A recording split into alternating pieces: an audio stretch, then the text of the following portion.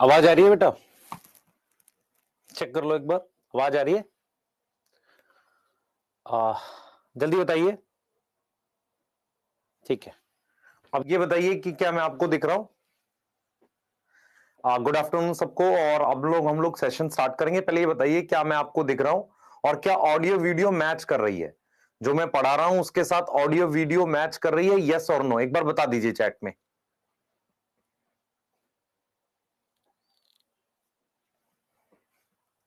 ठीक है, सही है, यस सर।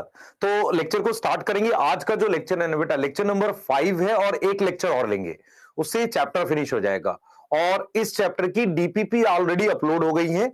सॉल्यूशंस में बता देता हूं, मैंने सेम प्रोटोन में जो डीपीपी थी वो अपलोड कराई है, क्योंकि इस चैप्टर में कोई नई अलग तरह की डीपीपीज आपकी बनती नहीं है। ठीक है, लेकिन इसके पीएनएस एसएनएस आपके जो बन रहे हैं वो आपके 1 से 2 दिन में अपलोड हो जाएंगे, आप उसे बनाते रहिए।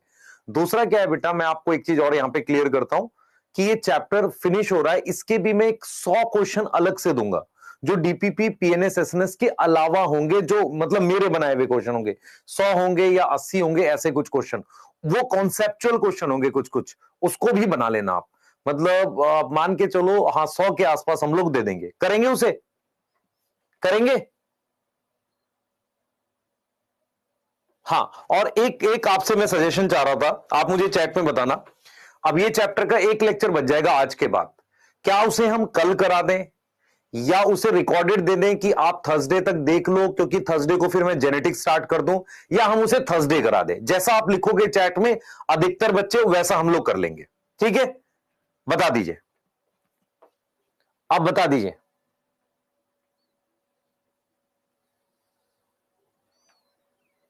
हाँ, क्योंकि क्या होगा फिर मैं थर्सडे से आपको वो स्टार्ट कर पाऊंगा जेनेटिक्स, जैसा आप बताएंगे उस तरीके से हम लोग कर लेंगे। अगर आप एक बार मतलब चैट में लिखेंगे कल, तो कल मैं या तो आज रिकॉर्ड करके कल दे दूंगा आपको, सुबह सुबह मिल जाएगा, शाम तक मिल जाएगा।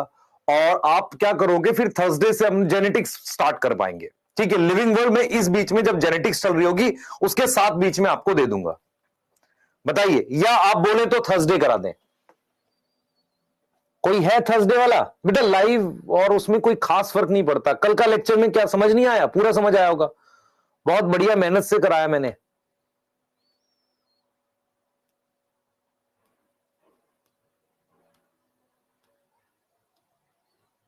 एक बच्चे ने थर्सडे लिखा है, दो ने थर्सडे लिखा है, बाकी बहुत सारे कल लिख रहे हैं। अच्छा, कल वाले लेक्चर में मजा आया कि नहीं आया बताओ? कल जो हमने लास्ट क्लास पढ़ाई थी वो सारा समझ आया? बताओ। यस, हाँ। तो जो बच्चे अभी जस्ट ज्वाइन किए, मैं बता देता हूं, आज ये हम लोग 5वां लेक्चर पढ़ रहे हैं इसका। इसका एक लेक्चर और बचा है, उसके बाद ये चैप्टर फिनिश हो जाएगा। और इस चैप्टर में मेहनत कितनी करनी है, थर्सडे तक आप चाहो, देखो अगर मैं कल आपको लेक्चर दे देता हूं तो ये थर्सडे को फिर मैं जेनेटिक्स स्टार्ट करूंगा, तब तक आपके पास डीपीपीज आ जाएंगी, पीएनएस एसएनएस आ जाएगा, और साथ में एक एक्स्ट्रा असाइनमेंट मेरे द्वारा बनाया हुआ वो आ जाएगा। वो मैंने लास्ट ईयर दिया था, जिसमें मैंने इस चैप्टर के लगभग 30 या 50 क्वेश्चन अलग से मैच द फॉलोइंग बनाए थे, जिसमें सिर्फ एग्जांपल्स दे रखे थे। यस, मुझे याद है अच्छे से, सारे एग्जांपल्स उसमें कवर हुए थे। उसके साथ कुछ क्वेश्चंस मेरे और पहले के बनाए हुए हैं, जो मैं खुद से टाइप करके बनाता था, वो अच्छे बढ़िया क्वेश्चन होते थे। तो आप कहोगे वो क्वेश्चंस भी मैं डाल दूंगा, मतलब आपको उसकी पीडीएफ दे दूंगा। जिनको नहीं मिलता है, जो जो बेचारे उस तरह के बच्चे हैं जो खोज नहीं पाते, मैं टेलीग्राम पे भी डाल दूंगा आज ही। तो अगर आप चाहेंगे तो उसको थर्सडे तक ये चैप्टर कंप्लीट कर लो, टाइम देके, थोड़ा आज देख लो, कल देख लो, या कहो तो सिर्फ थर्सडे पढ़ा दें, फिर हम फ्राइडे से स्टार्ट करेंगे जेनेटिक्स। नहीं तो जो नेक्स्ट वीक आ रहा है उसमें फिर हम लोग जेनेटिक्स थर्सडे से ही स्टार्ट कर देंगे। बताइए, ठीक है?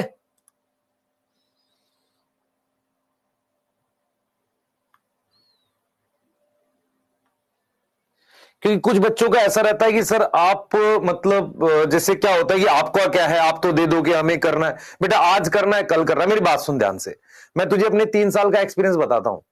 3 साल में हमने कभी इस तरह से छुट्टी नहीं की कि 15-20 दिन या कहीं हम चले गए हों, या अगर हमने एक वीक भी छुट्टी करी है तो उससे क्या नुकसान होता है, हमें उतने लेक्चर्स जो है एक्स्ट्रा पढ़ाने ही पड़ते हैं। तो जो मेरा हाल है वो तेरा हाल है। चाहे मान ले एक चैप्टर में मुझे 8 लेक्चर पढ़ाने हैं, तो चाहे उसे आज देख ले या सिलेबस के बिल्कुल लास्ट में पहुंच के देख ले, जब तक तुझे वो लेक्चर नहीं देखेगा, सिलेबस पूरा नहीं करेगा, सिलेक्शन नहीं होगा। तो तुझे उतना काम करना ही है, चाहे आज कर बाद में कर, वो तेरी मर्जी। यस यस हां सही है। हाँ, जो तुम्हारा है वही हमारा है भाई। तुम्हारा हाल यह है कि तुम कोई मान लो आज 2 लेक्चर छोड़ते हो, तो क्या वो 2 लेक्चर नहीं करने पड़ेंगे? कल तुम आगे से पढ़ोगे नहीं, तुम्हें वो 2 करने पड़ते हैं, वो तुम्हारा बैकलॉग कहलाता है। हमारा हाल ये है कि अगर हमें ये 2 लेक्चर छोड़ने हैं, आज छुट्टी करनी है, तो मुझे वो आगे कराने हैं और कभी ना कभी एक्स्ट्रा क्लास लेके वो पूरे करने पड़ेंगे, क्योंकि टाइम फिक्स है ना भाई, इतने सिलेबस कराना है इतने टाइम में। यस हाँ, चलिए चलते हैं, स्टार्ट कर रहे हैं बेटा। मैं समझता हूं बहुत सारे बच्चों के लिए मुश्किल होता है ये। हाँ, लेकिन मैं ये सोच रहा हूं कि मान लो अगर थर्सडे को जेनेटिक्स स्टार्ट कर सके अपने, तो अच्छा रहेगा। ठीक है, चलिए स्टार्ट कर रहे हैं चैप्टर को। मैं पेन खोज रहा हूं, एक पेन नाम की चीज होती थी हमारे पास, उसको खोज रहा हूं, उससे नहीं लिख पाएंगे। स्टार्ट कर लेते हैं। आज का जो टॉपिक रहेगा, हम लोग वो पढ़ने वाले हैं, आउटबिडिंग डिवाइसेस। ये टॉपिक पढ़ेंगे। टॉपिक नोट कर लो, टॉपिक नोट करो भाई जल्दी से। हाँ ठीक है, और एक चीज याद रखना बेटा, तुम्हें 180 बॉटनी में मैं पूरी ट्राई करूंगा हर हालत में आ जाए, और बहुत सारे असाइनमेंट अब हो सकता है मैं आपको एक्स्ट्रा जूलॉजी के भी दूं। ठीक है, जल्दी कर लो बेटा।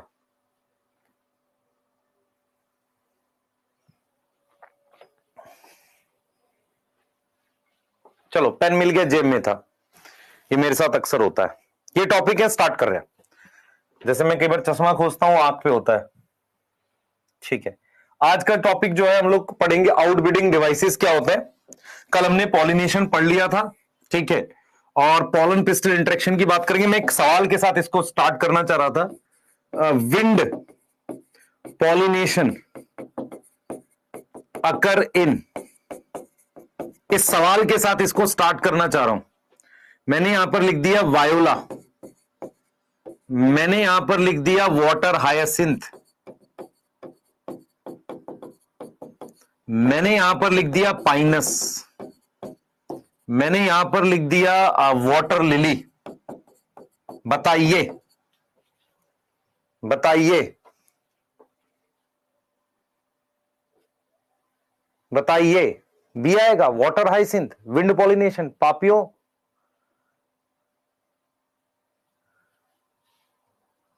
विंड पॉलिनेशन,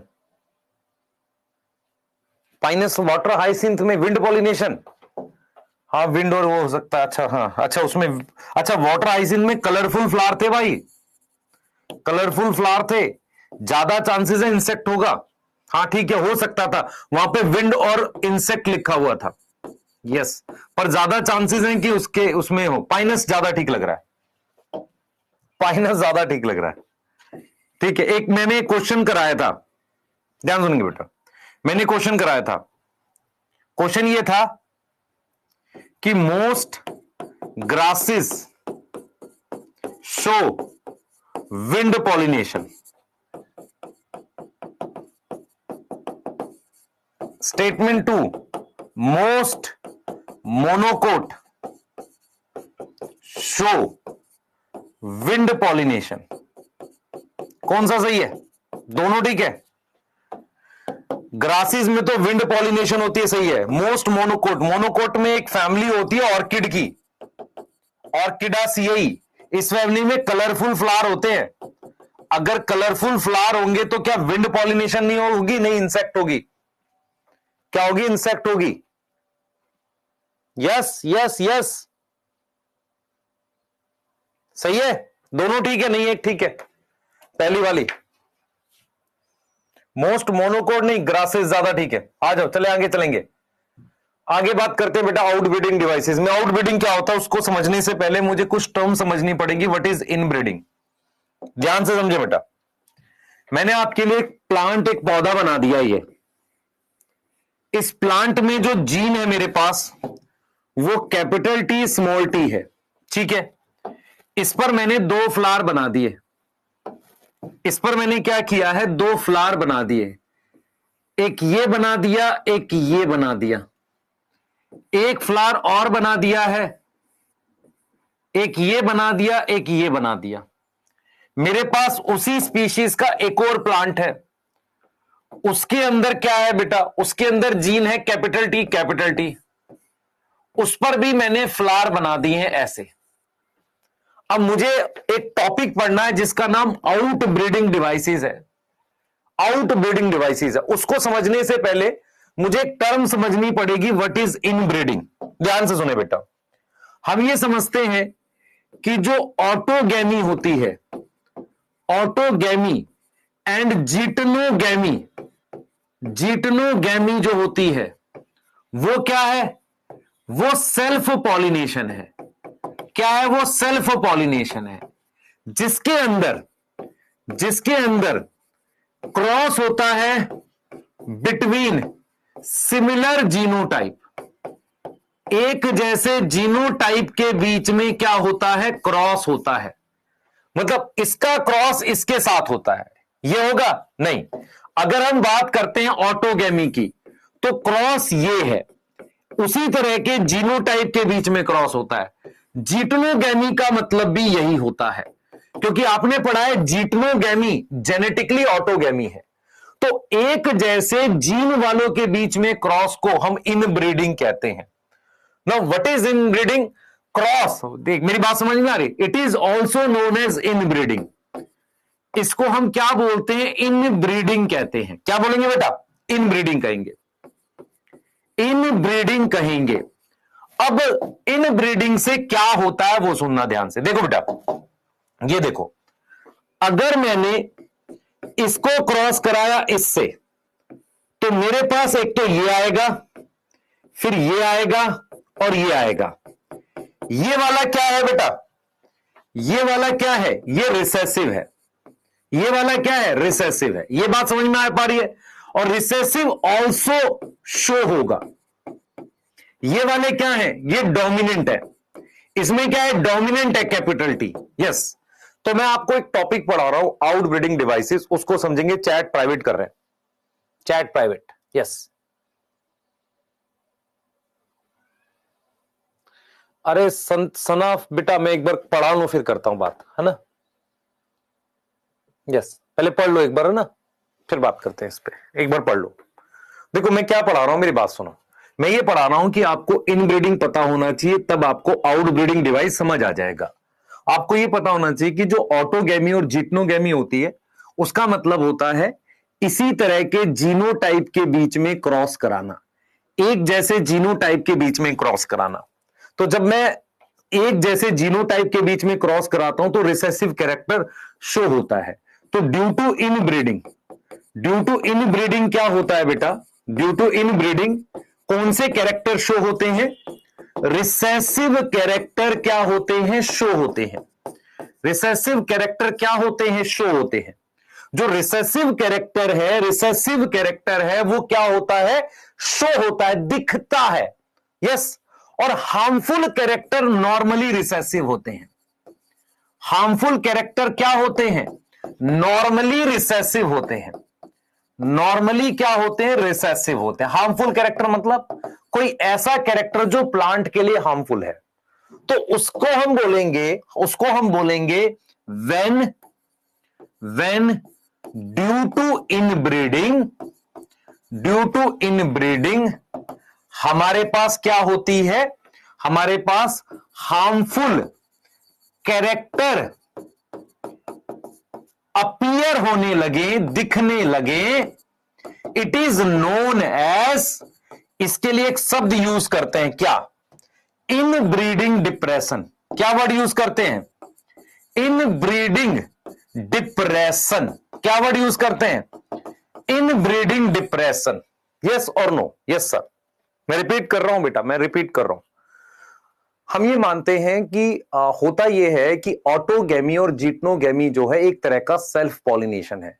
जब हम सेल्फ पॉलिनेशन कराते हैं तो हम ये मानते हैं कि होमोजाइगोसिटी, होमोजाइगोसिटी मतलब स्मॉल टी क्या, होमोजाइगोसिटी। होमोजाइगोसिटी इंक्रीज होती है, और जो हार्मफुल कैरेक्टर होते हैं वो रिसेसिव स्टेट में दिखते हैं। जैसे अगर मैं तुझे बोलूं, मैं अगर आपको कहूं कि मान लो प्लांट में स्मॉल साइज की लीफ एक रिसेसिव कैरेक्टर है, वो कब दिखेगा? जब स्मॉल टी आएगा। तो स्मॉल टी कब आएगा? जब आप इनब्रीडिंग कराते हैं। तो हम यहां पर ये कह रहे हैं कि इनब्रीडिंग का मतलब होता है ऑटोगेमी और जिटनोगेमी, जिसकी वजह से रिसेसिव कैरेक्टर दिखते हैं और हार्मफुल कैरेक्टर नॉर्मली रिसेसिव होते हैं। तो अगर कभी रिसेसिव कैरेक्टर दिखे ऑटोगेमी और जिटनोगेमी से, उसको हम नाम देते हैं इनब्रीडिंग की वजह से आई कमी। डिप्रेशन मतलब कमी। तो इसका मतलब मुझे अगर ओवरकम करना है, to overcome inbreeding depression, plant को क्या करना चाहिए? Plant need to promote xenogamy, yes और नो, या और प्रमोट आउटब्रीडिंग। उसको आउटब्रीडिंग करानी चाहिए ताकि क्रॉस किसके बीच में हो? क्रॉस किसके बीच में हो? Cross between non similar genotype. Yes और नो बताओ। इस बात में कोई डाउट है किसी को? इस बात में डाउट है? नहीं होता ह्यूमन बींग्स में। यस, यहां तक ठीक है? यस लिख दो चैट में अगर सब क्लियर है तो। यस लिख दो चैट में फटाफट से।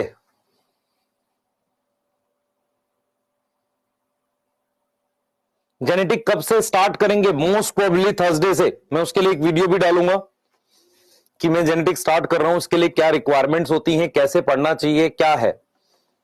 ठीक है? यस।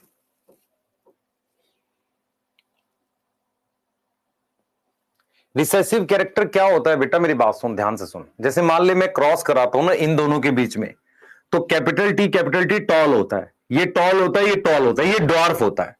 तो ड्वार्फ एक ऐसा कैरेक्टर है जो सिर्फ होमोजाइगस स्टेट में दिख रहा है, इसे रिसेसिव कहते हैं। और हार्मफुल कैरेक्टर नॉर्मली रिसेसिव होते हैं। यस, चलिए भाई, चलिए आइए, आ जाइए। हो गया? तो आउटब्रीडिंग का मतलब, आउटब्रीडिंग डिवाइसेस क्या होगा? What outbreeding devices do? क्या करेंगे भाई? What outbreeding devices do? बताओ जल्दी से, क्या वो करेंगे? प्रिवेंट करेंगे इनब्रीडिंग। क्या प्रिवेंट करेंगे? इनब्रीडिंग प्रिवेंट करेंगे। सही है सर, बहुत बढ़िया। इनब्रीडिंग प्रिवेंट करेंगे कैसे? चेक करते हैं, जल्दी जल्दी देखेंगे बेटा। सबसे पहले हमारे पास डिफरेंट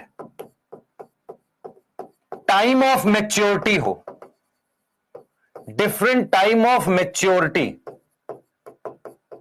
इसका क्या मतलब है? इसका मतलब यह है, मेरी बात सुनिए ध्यान से, इसका मतलब यह है कि आपके पास ये प्लांट है, इसमें ये फ्लावर है, और इसमें मेरे पास ये स्टिग्मा है, और ये एंथर है। तो एंथर की मैच्योरिटी और स्टिग्मा की रिसेप्टिविटी अगर अलग अलग टाइम पर होगी, तो चांसेस है कि ये यहां से उड़ के किसी दूसरे इस पर गिरेगा, या किसी और प्लांट पर गिरेगा, या तो जी करेगा या एक्स करेगा। भाई ऑटोगेमी क्यों नहीं करेगा? क्योंकि टाइम ऑफ मैच्योरिटी अलग अलग है। मतलब क्या हुआ कि जो एंथर की क्या हो, एंथर की मैच्योरिटी और एंड स्टिग्मा की रिसेप्टिविटी क्या होनी चाहिए? Not synchronize. इससे क्या होगा? चांस है कि या तो, अब इससे क्या होगा? पॉलिनेटर की नीड आएगी। अगर नीड ऑफ पॉलिनेटर आएगी तो क्या चांस है कि किसी और फ्लावर पे जा सकता है? यस सर, जा सकता है। इसके लिए एक टर्म पहले पढ़ाई जाती थी, डाइकोगेमी। डाइकोगेमी का मतलब होता है अलग अलग समय पे मैच्योरिटी। यस, पर ये अब नहीं पढ़ाई जाती, ये क्वेश्चन नहीं आने के चांसेस है। ये शब्द है, इसके लिए टर्म है। मतलब हम कहते हैं कि आउटब्रीडिंग डिवाइसेस क्या करते हैं? सबसे पहले तो वो टाइम अलग कर सकते हैं। दूसरा वो क्या कर सकते हैं? डिफरेंट डिफरेंट पोजीशन, किसकी? पोजीशन ऑफ स्टिग्मा एंड क्या? Stigma and anther. इससे क्या होगा ये देख बेटा, इससे क्या होगा ये देख। मान ले हमने ये फ्लावर बना दिया, इसमें मेरे पास ये वाला वो है फ्लावर, ऐसे ऐसे फ्लावर है, तो मेरे पास इसका जो पिस्टिल है वो यहां है, इसका एंथर यहां है, इसका पिस्टिल यहां है, इसका एंथर यहां है, तो चांसेस है कि यहां गिरने के चांस कम हो जाएंगे ना। तो इनकी पोजीशन अलग अलग हो, डिफरेंट पोजीशन हो। इसके लिए वर्ड यूज करते थे हरकोगैमी। क्या वर्ड यूज करते थे? हरकोगैमी। पर क्या ये शब्द अब आएंगे? चांसेस कम है। इसके भी चांसेस अब आने के कम है। बस ये आएगा कि क्या हो, टाइम मेच्योरिटी अलग हो, पोजीशन अलग हो। यस यस, आ रही है समझ? यस बेटा, जीटनोगैमी भी प्रिवेंट करनी है। पर मेरे को एक चीज बता जरा, जो यहां से पॉलन उड़ के जाएगा, मतलब हवा से जाए, इंसेक्ट से जाए, वो इस पे भी गिर सकता है और उस पे भी गिर सकता है ना। मैं तो सिर्फ क्या करूंगा, इनकी टाइम अलग कर दो। पर टाइम अलग करने से जीटनो और जीनो दोनों हो सकती है ना, तो कम से कम हमने जीनो के चांस तो बढ़ा दिए। ऐसे ही अगर इनकी पोजीशन अलग होगी, ये इस पे जा सकता है, दूसरे पे भी जा सकता है, तो कहीं ना कहीं मुझे चांस बढ़ाने पड़ेंगे किसके? जीनोगैमी के, तभी आउटब्रीडिंग डिवाइसेस होगी। अब इसमें एक और चीज होती थी, हेट्रोस्टाइली। हेट्रोस्टाइली का क्या मतलब होता था? एक ही प्लांट में दो साइज के स्टाइल मिलते थे, ऐसे। ये देख बेटा, यहां छोटा स्टाइल है, इसमें एंथर बड़ा होता था, इसमें एंथर छोटा होता था, तो छोटा एंथर इधर ट्रांसफर कर देता था, बड़े वाला इधर। तो इसको क्या बोलते थे? हेट्रोस्टाइली। तो हेट्रोस्टाइली क्या है? हेट्रोस्टाइली क्या है? ऑल्सो पोजीशन अलग है कि नहीं बता? इसमें भी तो पोजीशन डिफरेंट है। यस और नो बता बेटा, जल्दी से सोच। Yes sir. तो अगर तू देखेगा, ये छोटा स्टाइल है, इसका एंथर बड़ा है, इसका छोटा एंथर है, यहां पे स्टेमन है, इसका स्टाइल बड़ा है, इसको कहते थे हेट्रोस्टाइली। अब एक और चीज होती है बेटा, जिसको हम कहते हैं डायोइसी।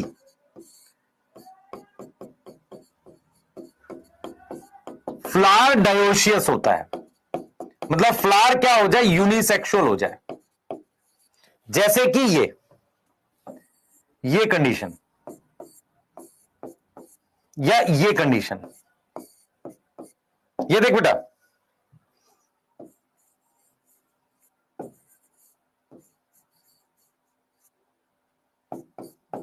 ये कंडीशन, ये वाली किसमें होती है?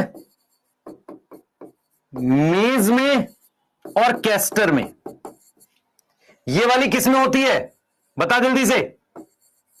ये किसमें होती है? पपाया में और डेट पाम में। उसके अलावा यहां क्या आएगा? कुकुम्बर। और क्या आएगा? मेज, कुकुम्बर। और क्या आ जाएगा? बता बेटा, बता। मेज, कैस्टर, कुकुम्बर। मेज, कैस्टर, कुकुम्बर। ध्यान सुनेंगे बेटा, मेज, कैस्टर, कुकुम्बर। और हमने लिख लिया डेट पाम। डेट पाम लिखूंगा, कोकोनट लिख दिया। यस। अब मुझे बताओ, अगर फ्लावर यूनिसेक्सुअल होगा तो हम लिखेंगे कि इन मेज एंड कैस्टर, मेज और कैस्टर में हमारे पास क्या है? ध्यान सुनेंगे, मेज और कैस्टर में हमारे पास क्या है?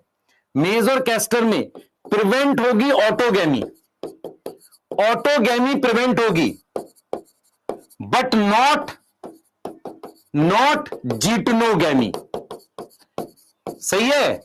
और हमारे पास अगर प्लांट यूनिसेक्सुअल है, यहां पे क्या है? प्लांट यूनिसेक्सुअल है, तो हम लिख सकते हैं पपाया एंड डेट पाम में क्या प्रिवेंट होगी? Prevent autogamy and geitonogamy. ठीक है। अब एक सवाल आपसे, एक अच्छा बढ़िया सुंदर सवाल। क्वेश्चन है, कंप्लीट इनब्रीडिंग प्रिवेंटेड इन, ऐसा सवाल आ जाए, कैस्टर, मेजवा, कोकोनट, डेट पाम, क्या आंसर मार्क करोगे?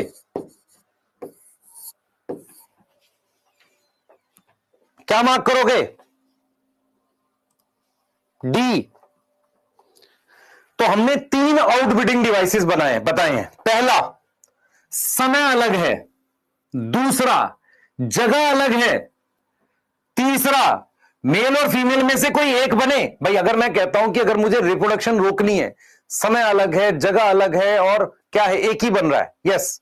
लेकिन इसमें कंप्लीट इनब्रीडिंग रोकने के लिए ये वाले ज्यादा होने चाहिए। पर बेटा इससे भी तो इनब्रीडिंग रुकेगी कि नहीं रुकेगी? बता, इससे क्या कुछ हद तक रुकेगी? हां रुकेगी।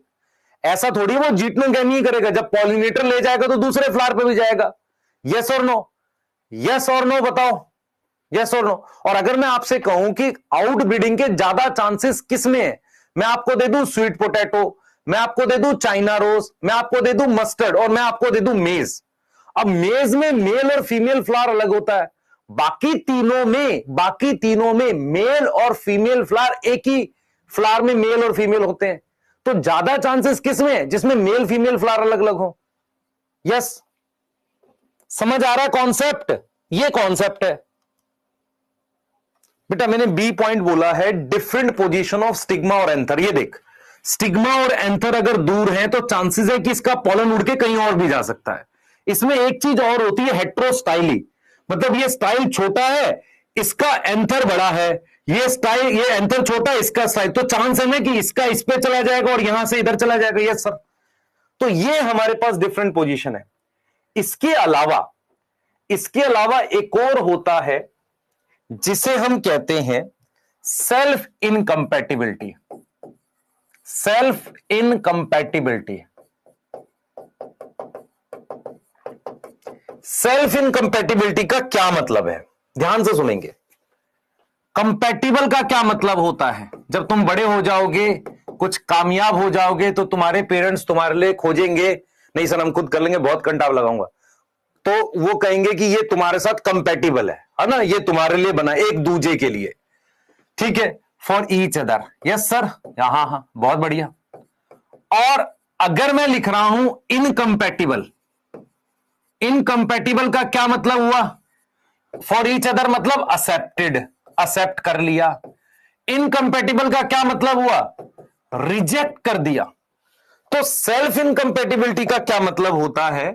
प्लांट कुछ ऐसा एवोल्यूशन कर ले, प्लांट कुछ ऐसा एवोल्यूशन कर ले जिसमें वो खुद के जीन का, जैसे मान लो, मेरी बात सुनेंगे सारे, ये प्लांट कैपिटल टी और स्मॉल टी है, तो इसका मतलब ये स्टिग्मा पर क्या होगा? कैपिटल टी स्मॉल टी होगा।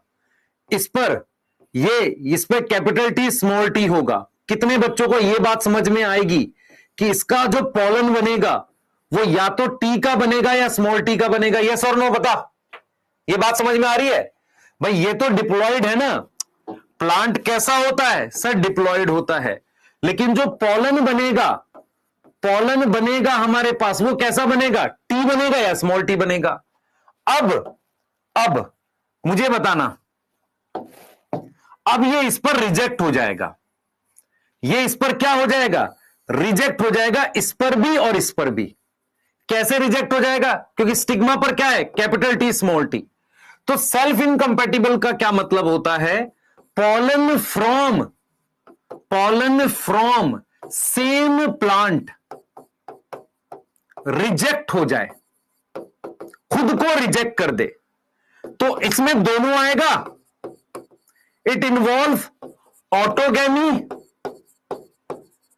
और जीटनोगैमी, मतलब इन्वॉल्व नहीं लिखना चाहिए, गलत अंग्रेजी है, इसमें लिखना चाहिए इट प्रिवेंट ऑटोगैमी और जीटनोगैमी, मतलब ना ऑटोगैमी होगी ना जीटनोगैमी होगी। अब जरा ये देखो, ये दूसरा प्लांट है इसी स्पीशीज का दूसरा प्लांट है, और इसका genotype capital B small B है। इसका पॉलन यहां एक्सेप्ट हो जाएगा क्योंकि इसके ऊपर क्या है? कैपिटल बी स्मॉल बी है। यहां जो पॉलन आएगा बेटा, यहां जो पोलन आएगा वो कौन सा आएगा आपको पता है? या तो कैपिटल टी आएगा या स्मॉल टी आएगा। ये एक्सेप्ट हो जाएगा, ये क्या हो जाएगा? एक्सेप्ट हो जाएगा। तो इसका मतलब इसमें ओनली क्या पॉसिबल है? ओनली पॉसिबल क्या है? जीनोगैमी। और अगर आप ध्यान से देखो, सेल्फ इनकम्पैटिबिलिटी, मुझे बता, सोच के बताना, सेल्फ इनकम्पैटिबिलिटी जेनेटिक मैकेनिज्म है, जीन्स की वजह से हो रहा है। देखो इधर देखो बेटा, ये प्लांट है, इसकी ये जीन्स है, तो स्टिग्मा डिप्लॉयड होता है, उस पर भी ये जीन होगी, एंथर पर भी ये होगी। लेकिन जो पॉलन होते हैं वो हैप्लॉयड होते हैं, तो हैप्लॉयड में या तो कैपिटल टी होगा या स्मॉल टी, सेग्रीगेशन हो गया। Yes sir. तो ये इस पर भी रिजेक्ट होगा, यहां भी रिजेक्ट होगा और यहां भी रिजेक्ट होगा, ये दोनों जगह रिजेक्ट होगा, सिर्फ यहां एक्सेप्ट होगा। तो क्या सेल्फ इनकम्पैटिबिलिटी जेनेटिक मैकेनिज्म है? Is genetic mechanism? यस और नो? यस और नो? क्या सेल्फ इनकम्पैटिबिलिटी जेनेटिक मैकेनिज्म है? यस और नो? Yes sir. जीन्स की वजह से हो रहा है, जीन्स की वजह से हो रहा है। कुछ समझ नहीं आया sir. Big T small T, गधे हो ना तुम, क्योंकि जेनेटिक्स 0 है, माइनस में चल रही है हमारे अंदर। इधर देख भाई, फिर से देख, दिए गए चित्र की तरफ ध्यान दे।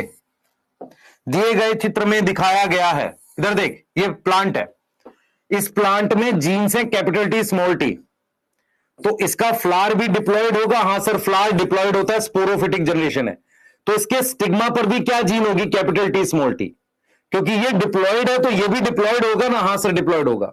अब यहां पर एंथर बना दिया, एंथर भी क्या होगा? Capital T small T diploid होगा। अब एंथर के अंदर पॉलन जो बनते हैं वो क्या होते हैं? गैमेटोफिटिक जनरेशन होते हैं, तो पॉलन इसके बनेंगे कौन से? या तो टी के बनेंगे या स्मॉल टी के पॉलन बनेंगे, दो तरह के पॉलन बनेंगे। अब मुझे बताओ जरा, मुझे बताओ, अब मैं ये कह रहा हूं कि एक जैसे जीन का पॉलन रिजेक्ट हो जाएगा। अब जैसे समझो, इस स्टिग्मा पर कैपिटल टी स्मॉल टी, ये इसका एंथर है। अब मान लो कोई पॉलन टी वाला गया, टी वाला किसके पास गया? T small T, reject. Small T वाला किसके पास गया? T small T, small T, इसकी वजह से रिजेक्ट। यस और नो? तो ना ऑटोगैमी होगी, ये भी पॉसिबल नहीं है, और यहां से ये भी पॉसिबल नहीं है। लेकिन अगर मैं इसको किसी उसी स्पीशीज के किसी दूसरे प्लांट पर ले गया जिसके जीन्स ये हैं, जिसके जीन्स है कैपिटल बी स्मॉल बी, मान लो, तो इसमें कैपिटल बी स्मॉल बी होगा, यहां कैपिटल बी स्मॉल बी होगा, ठीक है। तो ये वाला पॉलन रिजेक्ट थोड़ी होगा, ये जीन और ये जीन अलग अलग है ना। बता बेटा। Yes yes. अब इसका सवाल अच्छा कैसे बनाऊं मैं? एक अच्छा सवाल बनाते हैं। सर आप क्या करते हो ना, बहुत धीरे धीरे पढ़ाते हो। नहीं, मैं सवाल कराता हूं। देख मैं सवाल क्या कराऊंगा इसका, ध्यान से सुन। पहला सवाल मैं ये कराऊंगा कि which outbreeding devices prevent complete autogamy. पहला सवाल ये आएगा, उसमें ऑप्शन रहेगा तो आपके पास कि एक लिख देगा हरकोगैमी, मान लो लिख दे। हरकोगैमी का मतलब पोजीशन अलग है, पोजीशन डिफरेंट है। डिफरेंट है तो क्या हुआ? हवा से उड़ के चला जाएगा। दूसरा, टाइम अलग है, डाइकोगैमी। डाइकोगैमी मतलब टाइम ऑफ मैच्योरिटी अलग है। फिर मैंने लिख दिया डायोसी, डायोइसी। फिर मैंने लिख दिया सेल्फ इनकम्पैटिबिलिटी। अब बता कौन सा ऐसा है जो सेल्फ इनकम्पैटिबिलिटी करेगा, प्रिवेंट करेगा? बता बता भाई। यस सर, डी आएगा। बहुत बढ़िया। अब थोड़ा सा क्वेश्चन और बनाते हैं और मजबूत क्वेश्चन बनाते हैं। सर मजबूत कैसा है? ये देख, क्वेश्चन मजबूत ये है कि विच पेयर ऑफ टिश्यू या प्लांट, ठीक है, prevent inbreeding. A anther stigma, anther stigma,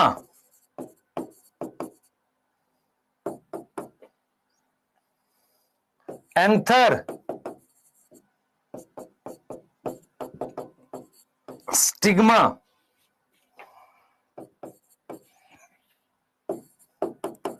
anther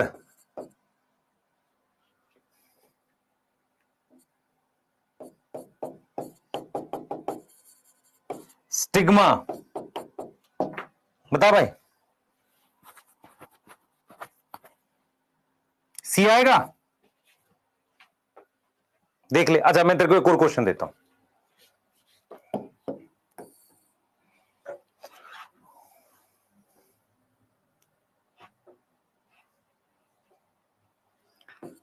Which type of flower cannot show self incompatibility?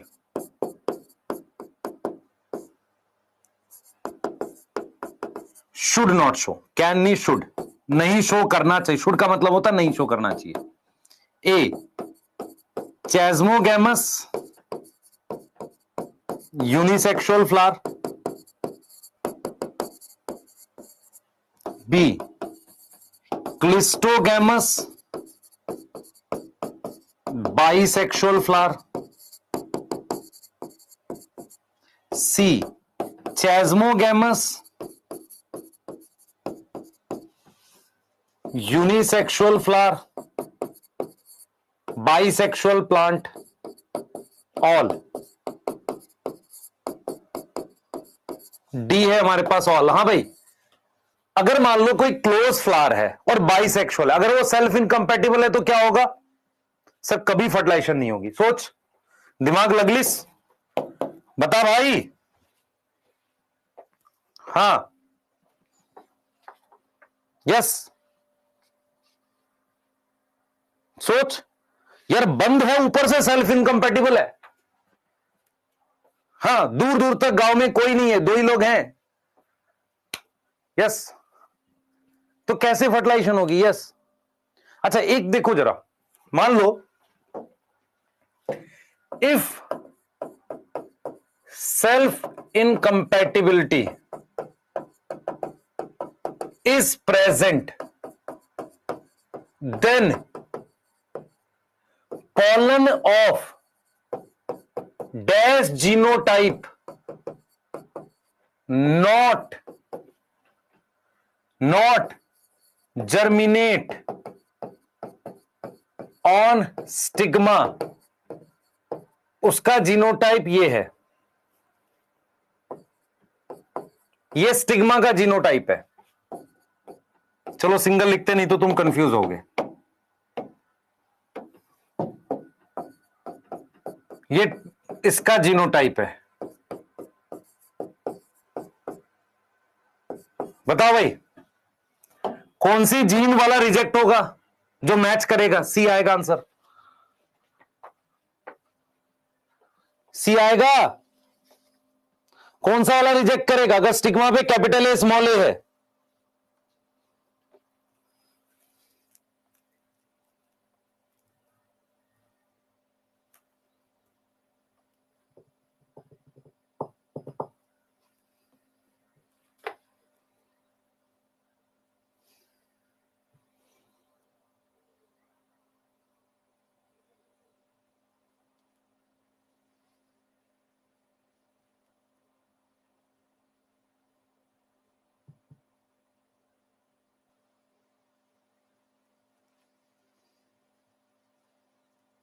हो गया?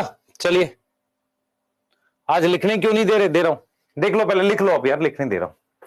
पापी लिख ले, लिखने के बाद टाइम दे रहा हूं यार, देख रहा हूं, जल्दी ले ले, पहले ये लिख ले, एक एक मिनट दे रहा हूं लिखने के लिए, जल्दी कर, जल्दी कर ले बेटा, कर ले कर ले, लिख ले। फिर मैं तुझे पढ़ा रहा हूं पॉलन पिस्टल इंटरेक्शन, बहुत अच्छा टॉपिक है, बहुत शानदार, मजा आएगा। चल कर जल्दी से। लिख लिया? हाँ बेटा, बात का बुरा मत माना करो आप लोग।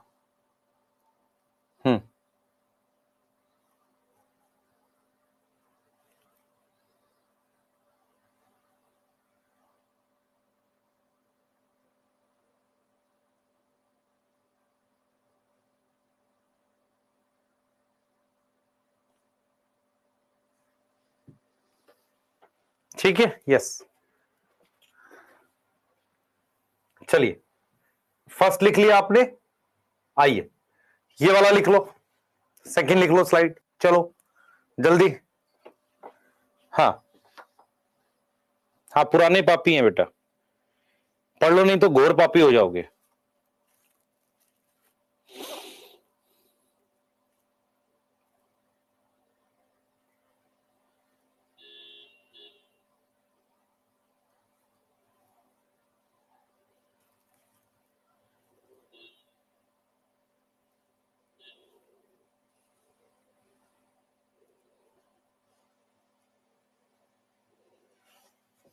यस बेटा, क्वेश्चन समझ नहीं आया दोबारा देख एक बार। हाँ लिख लिया, ये वाला लिख लिया, जल्दी कर, जल्दी कर बेटा।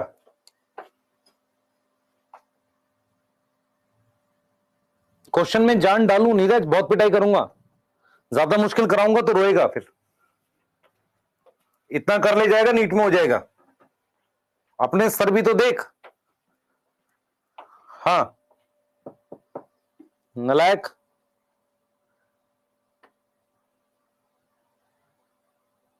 चलो पॉज कर रहे, सॉरी पॉज नहीं, चैट प्राइवेट कर रहे, नोट कर लो जल्दी से, नोट कर लो। आउटबीट वो पढ़ा रहे, pollen pistol interaction, pollen pistol interaction पढ़ा रहे, जल्दी करो बेटा, जल्दी जल्दी जल्दी, फास्ट।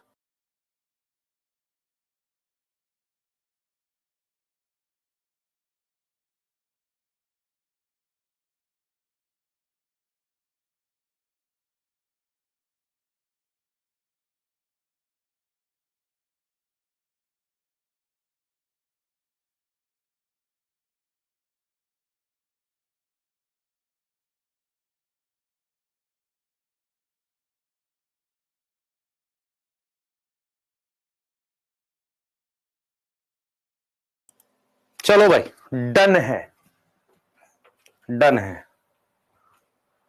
लिख लो इसे, लिख लो बेटा, जल्दी लिख लो, लिख लो जल्दी से।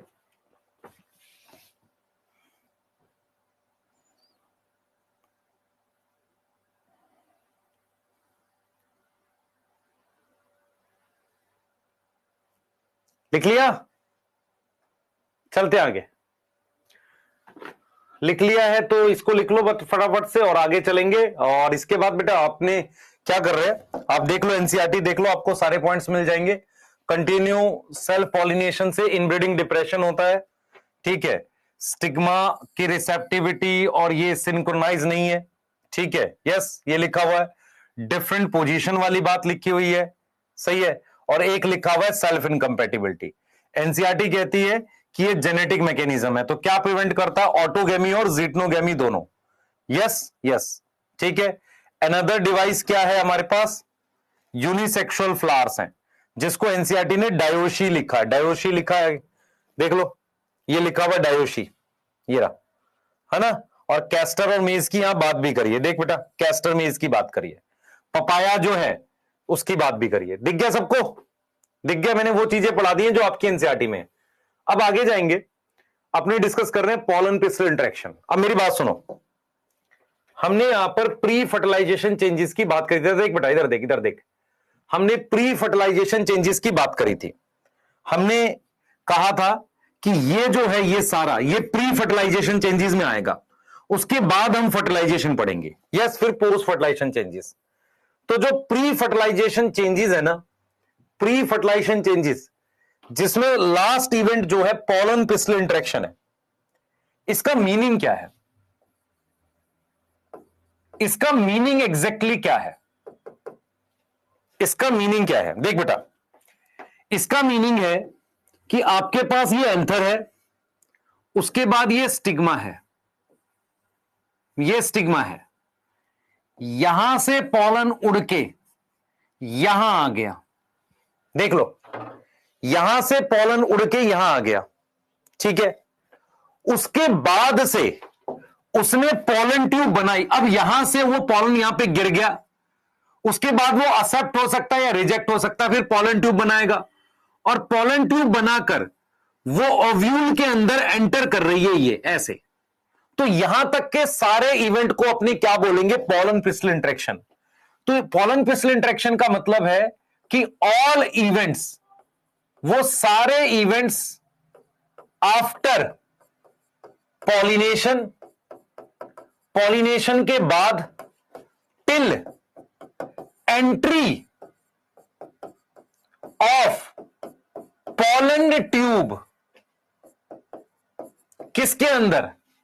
Inside ovule.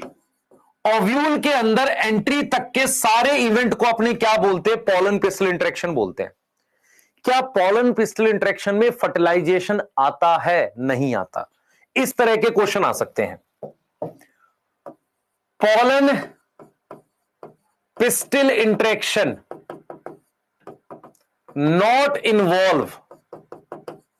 not involve a fertilization,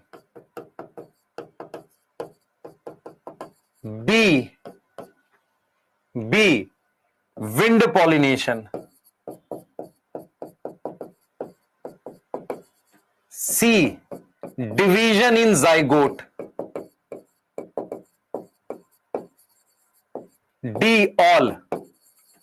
आप देख लो, इनमें से कोई भी, इन तीनों में से पॉलन पिस्टल इंटरेक्शन नहीं है। फर्टिलाइजेशन के बाद ज़ाइगोट डिवाइड करेगा, विंड पॉलिनेशन इससे पहले का इवेंट है, सही है। तो इसका मतलब इसमें क्या क्या क्या है? इट इन्वॉल्व ए, सबसे पहले एक्सेप्टेंस और रिजेक्शन ऑफ पॉलन। या तो पॉलन एक्सेप्ट होगा या रिजेक्ट होगा। पहला इवेंट तो ये है, पहला इवेंट तो ये है। देख लो बेटा, पहला इवेंट ये है बच्चे। यस यस यस यस, ठीक है बेटा। पहला इवेंट ये है कि भाई या तो पॉलन एक्सेप्ट होगा या रिजेक्ट होगा। अगर वो एक्सेप्ट हो गया, इफ एक्सेप्टेड, तो क्या होगा? उसकी जर्मिनेशन होगी। किसकी जर्मिनेशन होगी? पॉलन की। तीसरा क्या होगा? ग्रोथ होगी पॉलन ट्यूब की। किसमें? किसमें ग्रोथ होगी? इन स्टिग्मा में ग्रो करेगा। फिर ग्रोथ ऑफ पॉलन ट्यूब किसमें? स्टाइल में। किसमें? स्टाइल में। फिर एंट्री ऑफ पॉलन ट्यूब होगा। ये सारे इवेंट पढ़ेंगे बेटा किसमें? Inside ovule. हम यही चीज आपको समझा रहे हैं कि एक बार जब इस पर हमारे पास पॉलन गिर गया ऐसे, ये देख रहे हो, ये चीज आपको पता है, ये इस तरीके से हमारे पास ओव्यूल होता है ऐसे, और यहां एम्ब्रियो सैक होता है, एम्ब्रियो सैक। तो एक बार जब पॉलन गिर गया और उसने पॉलन ट्यूब बनाई यहां से ऐसे, सबसे पहले मान लो वो क्या हुआ? पॉलन था, पॉलन जर्मिनेट किया, पॉलन ट्यूब ग्रो करी स्टिग्मा में, फिर वो आगे ग्रो करी स्टाइल में, फिर वो ऐसे एंटर कर गई। तो ये पहला इवेंट हो गया, फिर दूसरा हो गया, तीसरा हो गया, ऐसे सारा। तो ये सारे इवेंट को हम किस में पढ़ते हैं? पॉलन पिस्टल इंटरेक्शन में। यस और नो? Yes sir. क्या इसमें फर्टिलाइजेशन आता? नहीं। पॉलन पिस्टल इंटरेक्शन क्या प्री फर्टिलाइजेशन चेंज है? यस। ठीक है, क्लियर है बेटा। इंपॉर्टेंट फैमिलीज की पीपीटी नहीं आई होगी, पता नहीं, मैंने उसका असाइनमेंट दे दिया आपको टेलीग्राम पे। डी पॉइंट में लिखा है growth of pollen tube in style. In style, style में ग्रो करती है। अरे स्टाइल वाला स्टाइल नहीं, ये वाला स्टाइल है ना, ऐसा थोड़ी स्टाइल दिखाती है, नहीं स्टाइल के अंदर ग्रो करती है। यस, जल्दी लिखो। आर्टिफिशियल हाइब्रिडाइजेशन इसके बाद कराऊंगा बेटा, है ना, इसके बाद कराऊंगा, जल्दी करो, नोट करो, स्टार्ट कर रहे हैं पॉलन ऑन स्टिग्मा से, जल्दी फास्ट, पॉलन ऑन स्टिग्मा से स्टार्ट कर रहे हैं, जल्दी जल्दी फास्ट, लिख लिया?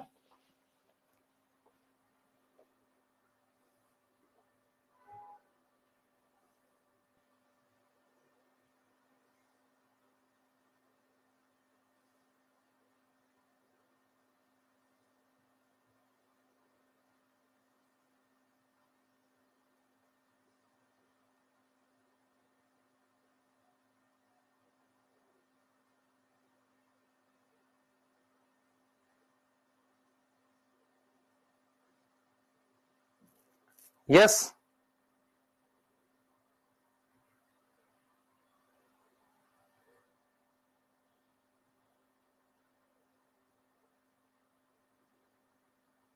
ठीक है, चलिए आगे चलते हैं। सबसे पहले हम लिख रहे हैं pollen on stigma, pollen gain stigma पे है, देखेंगे आप लोग, ये पहली बात हम कर रहे हैं यहां पे, पॉलन ऑन स्टिग्मा, ध्यान से सुनेंगे। हमारे पास ये स्टिग्मा है, ये स्टिग्मा है, ठीक है, यहां पर हमारे पास ये पॉलन है,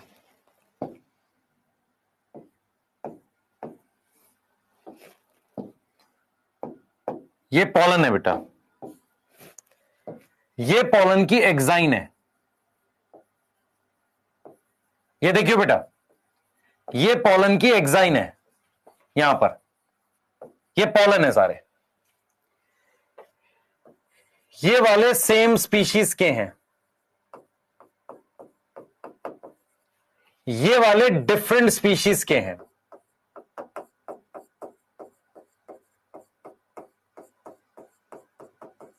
ये दिख रहा है सबको, डिफरेंट स्पीशीज के।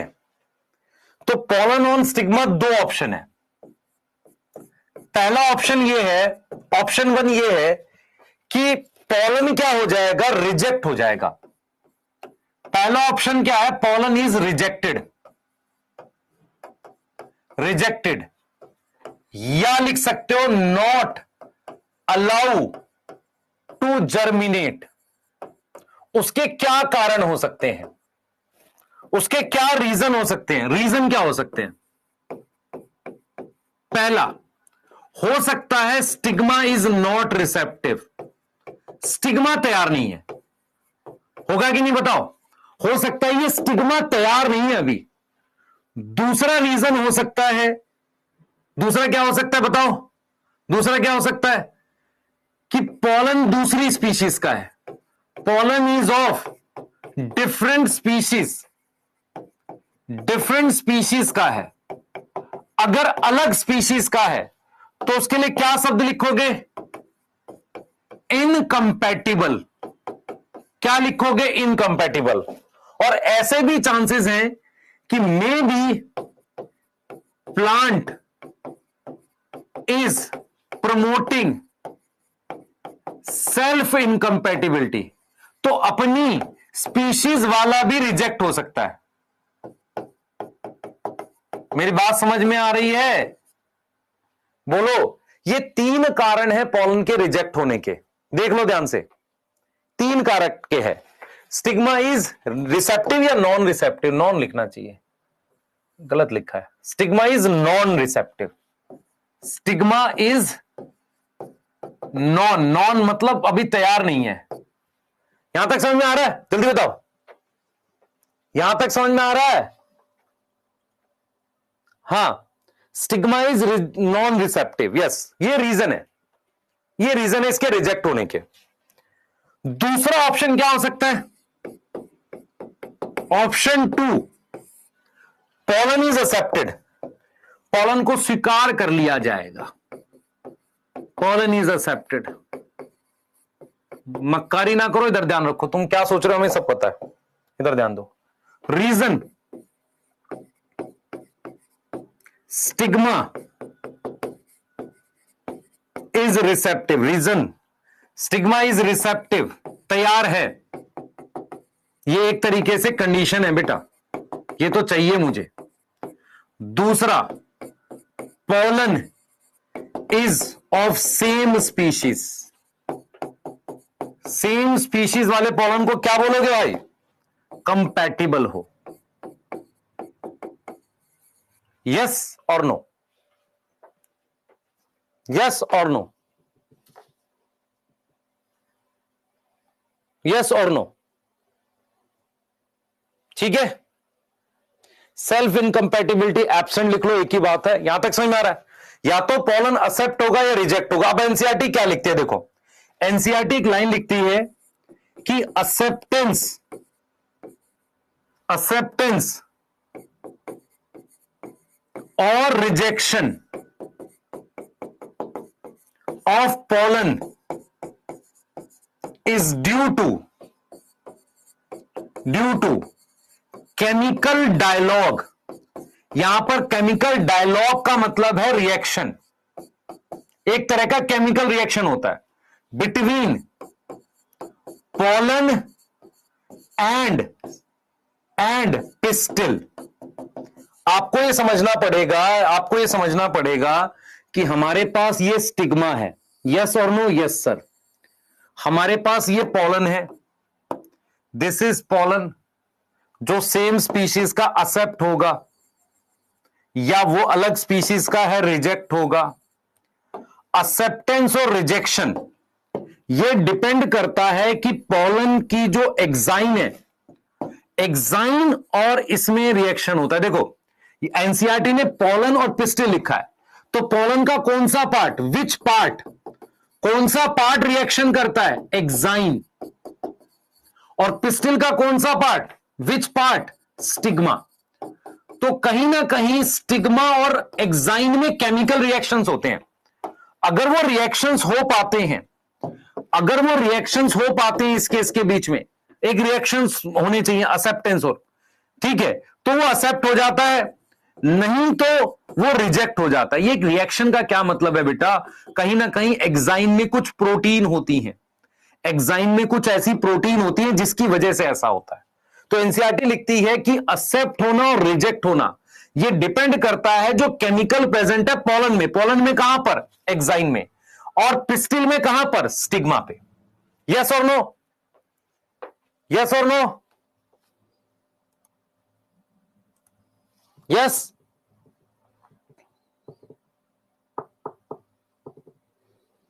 यस, ठीक है। तो ये हमने बात की कि पॉलन ऑन स्टिग्मा एक्सेप्ट हो जाएगा। अब जब एक्सेप्ट हो गया तो क्या होगा, है ना, एक्सेप्ट हो गया तो क्या होगा, अब पढ़ेंगे। अब यहां से पढ़ेंगे पॉलन इज एक्सेप्टेड, एक्सेप्ट हो गया और उसको and allow to germinate, allow to germinate. तो कैसे कैसे कहानी चलेगी ये देखते हैं। नाउ दिस इज स्टिग्मा, ये स्टिग्मा है हमारे पास, ठीक है। मेरे पास ये पॉलन ग्रेन था, ध्यान देंगे बेटा, मेरे पास ये पॉलन ग्रेन था, ठीक है। ये हमारे पास इसकी इंटाइन है, सॉरी इंटाइन और पॉलन ग्रेन है, ये एक्साइन है इसकी, ये क्या है, इसकी एक्साइन है, ये एक्साइन है। अब आपको दिख रहा है कि जहां जर्म पोर है वहीं से पॉलन ट्यूब निकलेगी। और आपको एक चीज पता होनी चाहिए बेटा, इसके सरफेस पर ऐसे पानी होता है, सरफेस पर मॉइस्चर होता है। किसके सरफेस पे मॉइस्चर होता है, स्टिग्मा पे, स्टिग्मा के सरफेस पर ऐसे मॉइस्चर होता है। और जहां इंटाइन होती है वहीं से पॉलन ट्यूब बाहर निकलती है मॉइस्चर एब्जॉर्ब करके। तो अगर मैं आपसे कहूं कि पॉलन एक्सेप्ट हो गया, वो जर्मिनेट करेगा, तो सबसे पहले आपको यह समझना पड़ेगा कि पॉलन जर्मिनेशन के लिए पॉलन जर्मिनेशन के लिए हमारे पास स्टिग्मा पर क्या होता है? स्टिग्मा पर हमारे पास क्या होता है? स्टिग्मा रिसेप्टिव होना चाहिए। रिसेप्टिव शब्द का मतलब है एक, उस पर क्या प्रेजेंट होगा? मॉइस्चर। क्या प्रेजेंट होगा? मॉइस्चर प्रेजेंट होगा। उसके अलावा हमारे पास बोरोन और एक शुगर होती है इनोसिटोल, ये हेल्प करती है, ये प्रेजेंट होनी चाहिए। मेरी बात समझ में आ रही है? आपने मिनरल न्यूट्रिशन कभी पढ़ा था तो उसमें बोरोन हेल्प करता है। अब होता क्या है, और पोलन पे क्या होना चाहिए? ऑन पोलन हमारे पास क्या होगा? जो इंटाइन है ना, इंटाइन किसकी बनी है? सर पैक्टिन एंड सेलुलोज की। ये देख बेटा, ये जो इंटाइन है ना, ये बाहर आती है, तो पैक्टिन एंड सेलुलोज की बनी हुई है, जो स्वेल कर जाता है। स्वेल मतलब फूल जाता है। जो क्या करता है? स्वेल करता है। Swell after absorbing water, absorbing water, और वो क्या करेगा? और डेवलप करेगा पोलन ट्यूब। अरे ये बात समझ में आई नहीं आई? बोलो। ये तुम्हारे पास भैया ये इंटाइन है, ठीक, ये प्लाज्मा मेम्ब्रेन थी, यस सर, और ये तुम्हारे पास एक्साइन थी, जे वाली एक्साइन थी। क्योंकि कुछ जब मैं ऑफलाइन में पढ़ा रहा था ना, तो कुछ बच्चों के अजीब से सवाल थे। सवाल ये था उनका कि सर ये तो समझ में आ रहा है कि ये जर्म पोर नीचे की तरफ है तो यहां से बन जाएगा, लेकिन अगर जर्म पोर ऊपर होता, अगर जर्म पोर ऐसे गिर जाए तो फिर पोलन ट्यूब कैसे निकलेगी? वही आंसर है, कह रहा हूं कि ऐसे पूरा मॉइस्चर होता है सतह पे, तो जर्म पोर कांटेक्ट में आ ही जाता है किसके? पानी के। और उस जर्म पोर से फिर यहां से ये जो मेरे पास है ना, यहां से ये जो इंटाइन है ना, ये बाहर निकलने लगती है फूलकर ऐसे, इस तरीके से ये बाहर निकलने लगती है। कौन बाहर निकल रही है? इंटाइन। अब ये इंटाइन किसकी बनी हुई थी? इंटाइन क्या दे रही है? ये डेवलप कर रही है पोलन ट्यूब। ये डेवलप कर रही है क्या? Pollen tube. यस और नो? और ये क्यों ऐसा कर रही है? क्योंकि इंटाइन किसकी बनी थी?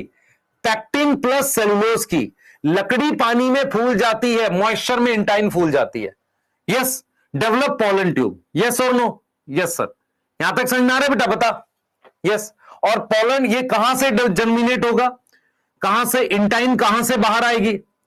Intine come out from germ pore. किससे बाहर आएगी? जर्म पोर से। देख लो, यहां तक समझ में आ गया? यस, यहां तक समझ में आ गया? जल्दी बताओ, चैट में बता दो। यस बेटा, एक्टिव और सेलुलोज जो है वो फूल जाता है, पैक्टिन और सेलुलोज। यस, ठीक है, डन है। आगे चलो। बोरोन क्या करता है बेटा? बोरोन पोलन जर्मिनेशन में मदद करता है। इनोसिटोल एक शुगर है, तो स्टिग्मा पर तो ये होना चाहिए। और दूसरा क्या है? इंटाइन और पैक्टिन की। इंटाइन जो है वो किसकी बनी है? पैक्टिन सेलुलोज की। वे स्वेल कर जाती है और उससे पोलन ट्यूब बनती है और जर्म पोर से बाहर आ जाती है। यस, क्लियर है कि नहीं? बताओ, सही है? यहां तक समझ में आ रहा है? क्लियर है ना बेटा? चलो, एक बच्चा कह रहा है लास्ट स्लाइड दिखा दो। दिखा देता हूं। दोनों लिखनी है, ये भी लिखनी है और इसकी अगली भी लिखनी है। ये लिखनी है और इसकी अगली। जल्दी करो, जल्दी करिए बेटा।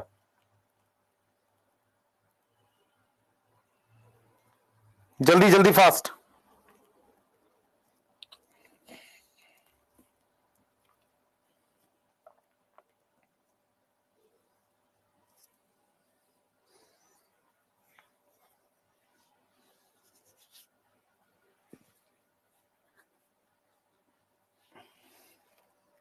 जल्दी, फास्ट बेटा, फास्ट। लिख लिया? ये वाला लिख लिया था? ये तो आपने लिख लिया था। ये वाला लिख लो, ये वाला लिख लो। एक्सेप्ट होगा या रिजेक्ट होगा? ये वाला लिख लो, फिर अगली स्लाइड दिखा रहा हूं।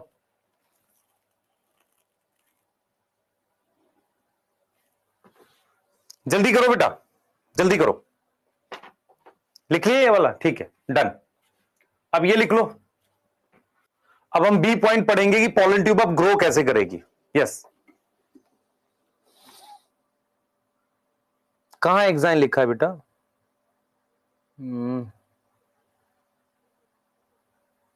एक्साइन कहां लिखा है? अच्छा, वहां नीचे बेटा जो स्टिग्मा है वो इसके साथ इंटरेक्ट करता है, ये एक्साइन है। यहां पूछ रहे थे एक्साइन क्यों लिखा है, मैं लिख रहा हूं कि पॉलन में कौन सी लेयर पिस्टिल के साथ इंटरेक्ट करती है, एक्साइन, और इसमें प्रोटीन प्रेजेंट होती है। नोट कर ले वाला, ये वाला नोट कर ले बेटा फटाफट से। चलिए,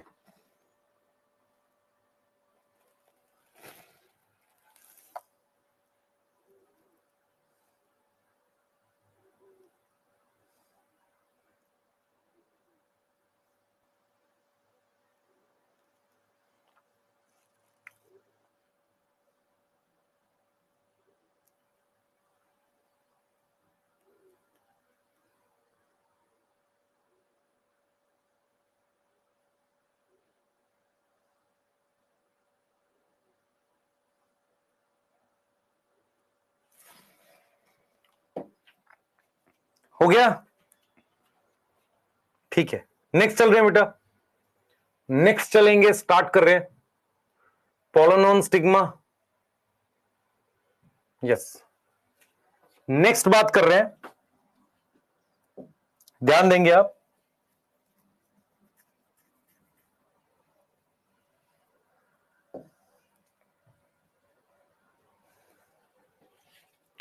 नेक्स्ट हम बी पॉइंट पे बात कर रहे हैं। अब हम लिख रहे हैं growth of pollen tube in stigma. Growth of pollen tube किसमें? स्टिग्मा में। अब हम पॉलन ट्यूब को पहले स्टिग्मा में ग्रो करेंगे। इधर देखेंगे सारे बच्चे, ये आपके पास स्टिग्मा है, मुझे पॉलन ट्यूब को पहले इसमें ग्रो करना है, फिर स्टाइल में। मतलब मेरे पास पहले इतने हिस्से में ग्रो करना, फिर स्टाइल में। इधर देख, मेरी तरफ देख बेटा, इधर मेरी तरफ देख। तेरे पास ये पॉलन ग्रेन है, ये तेरे पास पॉलन ग्रेन है मान ले, ठीक है। ये इसकी क्या थी, देख बेटा, ये इसकी क्या थी, थोड़ा सा इसको नीचे कर देते हैं, ये रहा देख, ये इसकी क्या थी बेटा, ये इंटाइन थी, ये इसकी प्लाज्मा मेम्ब्रेन थी ऐसे, और इसके बाहर मेरे पास एक्साइन थी ऐसे। अब हम क्या कर रहे हैं, इसकी पॉलन ट्यूब बना रहे हैं, ये एक्सेप्टेड वाला है, इसकी पॉलन ट्यूब बना रहे हैं, ठीक है। अब जरा देखना, जब ये पॉलन ट्यूब ग्रो करती है ना ऐसे आगे, तो इसमें जो वेजिटेटिव सेल का न्यूक्लियस होता है, इधर देख, ध्यान दियो बेटा, इसमें जो न्यूक्लियस होता है वेजिटेटिव सेल का, वो आगे आ जाता है यहां, वो हमारे पास यहां आ जाता है। ये वेजिटेटिव सेल का न्यूक्लियस है। ये किसका न्यूक्लियस है? ये वेजिटेटिव सेल का न्यूक्लियस यहां आ जाता है, ठीक है। यस यस, और यहां पर इसके पीछे दो मेल गैमेट होते हैं, इसके जस्ट पीछे क्या होते हैं बेटा, दो मेल गैमेट। दो मेल गैमेट हमारे पास क्या होते हैं, इसके जस्ट पीछे होते हैं, इसके जस्ट पीछे होते हैं दो मेल गैमेट। क्लियर है? इधर देखना। अब एक सिचुएशन ये है, एक सिचुएशन ये है बेटा, समझना इसे।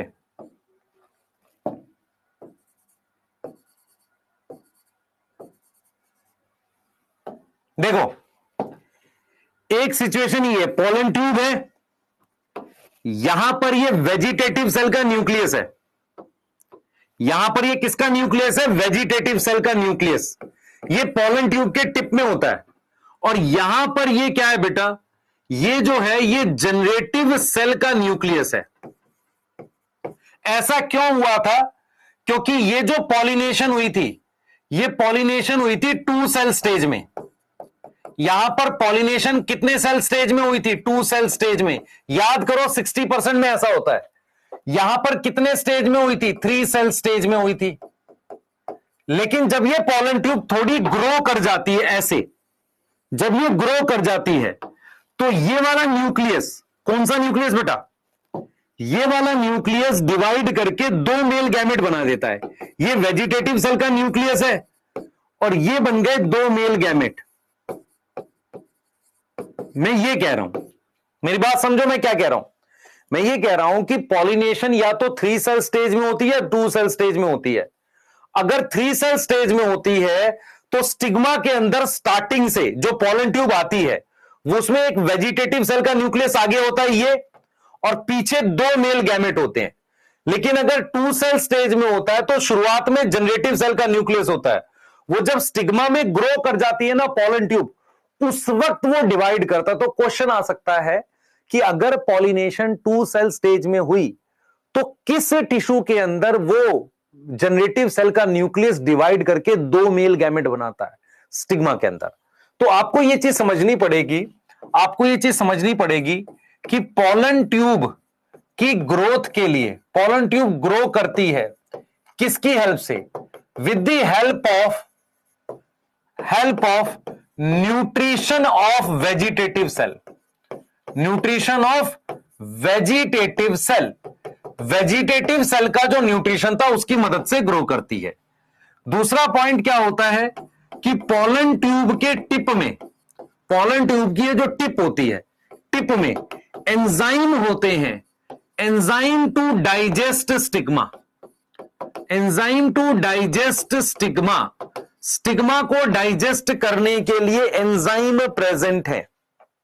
Yes, enzyme to digest stigma.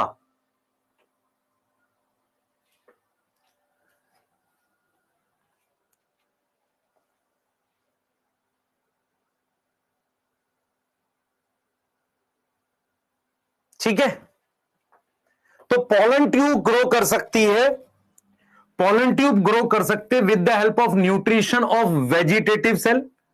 Pollen tube के टिप में एंजाइम होगा टू डाइजेस्ट स्टिग्मा। ठीक है, उसके बाद क्या होगा कि अगर इफ, अच्छा मेरे पास क्या होगा, टिप ऑफ पॉलन ट्यूब में पहले क्या होगा, वेजिटेटिव सेल का न्यूक्लियस होगा, देन 2 मेल गैमेट होते हैं। क्या होते हैं? 2 मेल गैमेट। देख बेटा, स्टिग्मा के अंदर सेल्स होते हैं ये ऐसे, इनको डाइजेस्ट करना पड़ता है। अगर हम यहां पे लिखें इफ पॉलिनेशन कौन सी स्टेज में हुई है, पॉलिनेशन कब हुई है? 2 सेल स्टेज में। तो क्या होगा, क्या होगा? Initially 1 vegetative cell nucleus, then 1 generative cell nucleus. Yes, yes. If pollination मेरे पास 2 सेल स्टेज में हुई है तो हमारे पास क्या है बेटा, देख लो, इनिशियली एक वेजिटेटिव सेल का न्यूक्लियस है और एक जनरेटिव सेल का न्यूक्लियस है। अगर पॉलिनेशन 2 सेल स्टेज में हुई है, यस और नो, बता बेटा, यस और no? Yes sir, yes sir.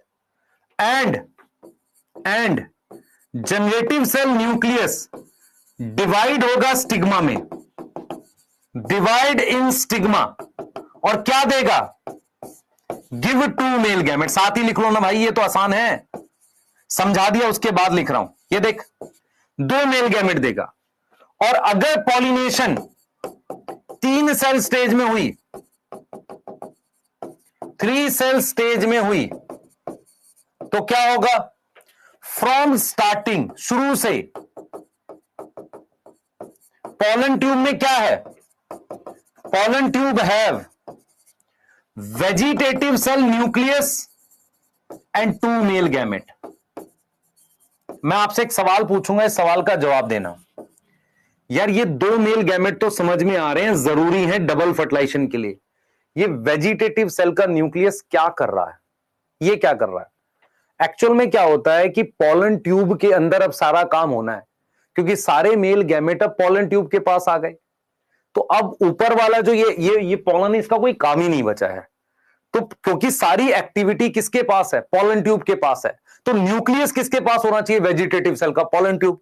क्योंकि वेजिटेटिव सेल के न्यूक्लियस की जिम्मेदारी है कि उस पॉलन ट्यूब को ग्रो कराकर एंटर कराना है ओव्यूल के अंदर। मेल गैमेट को वहां तक छोड़ के आना है। तो सारा काम अब कौन कर रहा है? Pollen tube. तो मुझे एक चीज बताओ, ये ऐसा पॉसिबल है कि इस रूम में आपका न्यूक्लियस बैठा और वहां काम करा रहा हूं मैं? इससे अच्छा ये नहीं है कि पॉलन ट्यूब जा रही है उसी के साथ चला जाऊं? काम तो मुझे कराना ही है ना, कंट्रोल करना है चीजों को। तो मैं ऊपर बैठ के यहां से क्यों कंट्रोल करूं? क्यों ना मैं ट्यूब के साथ ही चला जाऊं? यस, समझ में आ रही है? सेम स्पीशीज रिजेक्ट हो सकता है, यस सर। भाई मैं दूर बैठ के क्यों कंट्रोल करूं? मैं क्यों ना उसके साथ चला जाऊं? और मैं तब तक रहूं जब तक मैं एंट्री ना करा दूं। इसका मतलब एंट्री से जस्ट पहले वेजिटेटिव सेल का न्यूक्लियस डीजनरेट हो जाता है। और मुझे गैमेट 2 चाहिए, चाहे 2 सेल स्टेज में आए चाहे 3 सेल स्टेज में आए। अगर 3 में आएगा तो स्टार्टिंग से 2 मेल गैमेट, ये रे देख, ये रे। लेकिन जब 2 में आएगा, शुरुआत में जनरेटिव सेल का न्यूक्लियस होता है, वो डिवाइड करता है। कौन सी डिवीजन करता है सर? माइटोसिस करता है। यस और नो बता बेटा। Yes yes. तो लॉजिकली ये समझ में आ रही है कि यार पॉलन ट्यूब जो है ना, पॉलन ट्यूब को ऊपर से खाना मिला ठीक है, लेकिन वो न्यूक्लियस साथ ले जाएगा ताकि चीजें अच्छी कंट्रोल कर सके, और पॉलन ट्यूब को नीचे मूव कराना है। ठीक है, हां ठीक है, बढ़िया है। चलियो, चलिए नोट करिए इसको, आगे चलते हैं। पॉलन ट्यूब को स्टाइल में ले जाना है। स्टाइल में बेटा ले जाना है मतलब क्या? वो स्टाइल में जाएगी, है स्टाइल दिखाएगी। पॉलन ट्यूब की ग्रोथ स्टाइल में कर रहे हैं।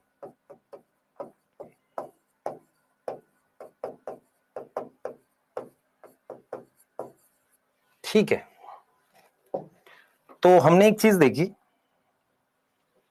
कि पॉलन ट्यूब को अपने ग्रो कर रहे हैं स्टाइल में। ध्यान से समझेंगे। मेरे पास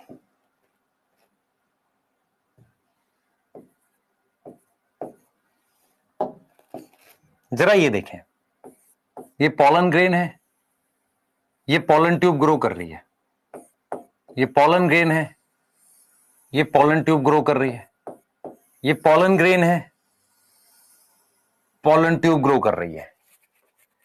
अभी तो मुझे बढ़िया लग रहा है, सब अच्छा चल रहा है। यहां पर वेजिटेटिव सेल का न्यूक्लियस है ऐसे, और यहां 2 मेल गैमेट है, यहां 2 मेल गैमेट है।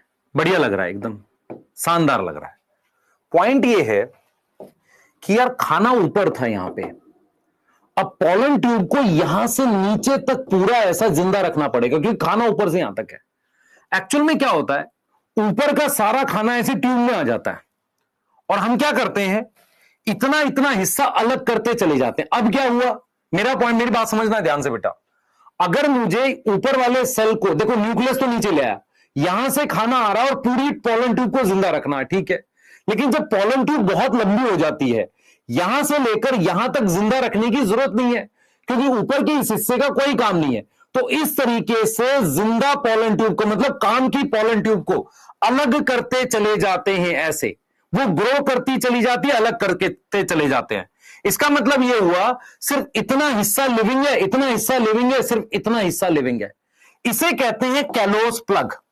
आपको लॉजिक समझ में आ रहा होगा कि अगर मैं पूरे ही पॉलन ट्यूब को जिंदा रखूं, यहां से लेकर यहां तक बहुत खाना लगेगा। लेकिन मेन चीज जो कि न्यूक्लियस है वो तो नीचे है दोनों, और काम इन्हीं का है। तो जैसे जैसे पॉलन ट्यूब ग्रो कर गई उसको अलग करते जाते हैं, जैसे इतनी अलग हो गई, फिर और ग्रो कर गई, फिर और अलग कर दी, ऐसे करते जाते हैं। और ये कैलोस प्लग क्या करते हैं, कैलोस प्लग क्या करते हैं, लिविंग पार्ट को सेपरेट करते हैं। तो क्वेश्चन आ सकता है कि जब पॉलन ट्यूब ग्रो करती है, ग्रो इन स्टाइल, तो क्या होता है सुनेंगे ध्यान से। मेरे पास कैलोस प्लग डेवलप करते हैं ताकि लिविंग हिस्से को बचा के ज्यादा एनर्जी दे सके। शुरुआत में एनर्जी आती है, इनिशियली न्यूट्रिशन कहां से आता है, इनिशियली न्यूट्रिशन आता है कहां से, फ्रॉम वेजिटेटिव सेल। देन कहां से आता है? Come from style. शुरुआत का खाना वेजिटेटिव सेल से आता है, बाद का खाना ये स्टाइल से लेने लगते हैं थोड़ा थोड़ा। इसीलिए कई बार क्या होता है बेटा, बहुत सारे पॉलन ऐसे होते हैं जिनकी पॉलन ट्यूब डेवलप तो कर जाती है, पर अगर खाना ना मिले और स्टाइल बहुत लंबा हो, खाना ना मिले, उतना उनके पास खाना ना हो, तो पॉलन ट्यूब मर जाती है। यस, यहां तक समझ में आ रहा है? इसको आगे बढ़ाते ले जाएंगे, है ना। मतलब एनसीईआरटी नहीं लिखती है, पर आपको समझना पड़ेगा। शुरुआती खाना वेजिटेटिव सेल से आया, बाद में स्टाइल से आया। स्टाइल दो तरह के होते हैं, नीट 2016 का क्वेश्चन है, करा देता हूं। स्टाइल दो टाइप के होते हैं।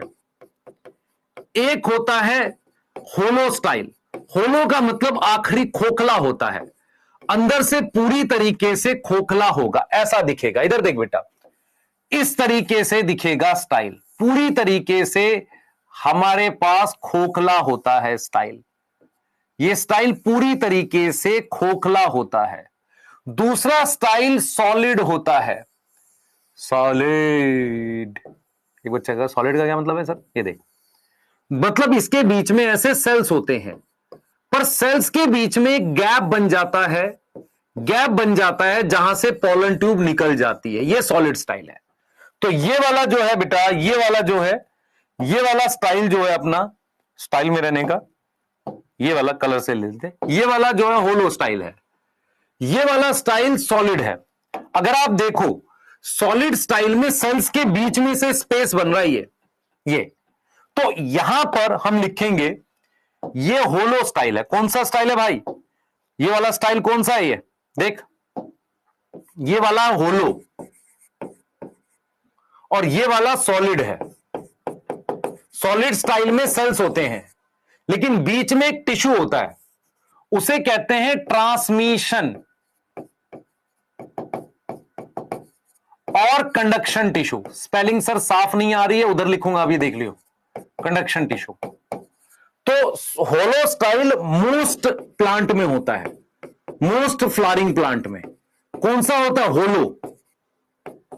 और सॉलिड स्टाइल किस में होता है? सॉलिड स्टाइल कुछ प्लांट में होता है। सर एग्जांपल एनसीईआरटी में तो नहीं दे रखा, तो फिर मतलब ही नहीं लिखवाने का। सॉलिड स्टाइल में क्या होता है? ट्रांसमिशन, ट्रांसमिशन और कंडक्शन टिश्यू, मतलब बीच में जगह बनी रहती है थोड़ी सी। आ रही बात समझ? बता बेटा, आ रही बात समझ? बोल। Yes sir. बेटा जीसी का न्यूक्लियस डीजनरेट नहीं करता, वीसी का करता है। मैंने कहा बोला डीसी जीसी करेगा?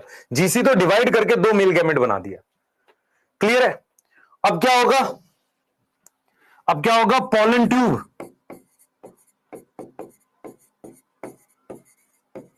ग्रो एंड एंटर करेगी किसमें? ओव्यूल। ओव्यूल में एंटर करेगी। तो अगली कहानी हम लिख रहे हैं। देख बेटा जल्दी से, अपने बात कर रहे हैं entry of pollen tube. Pollen tube को एंटर करा रहे हैं। देख कैसे कराएंगे।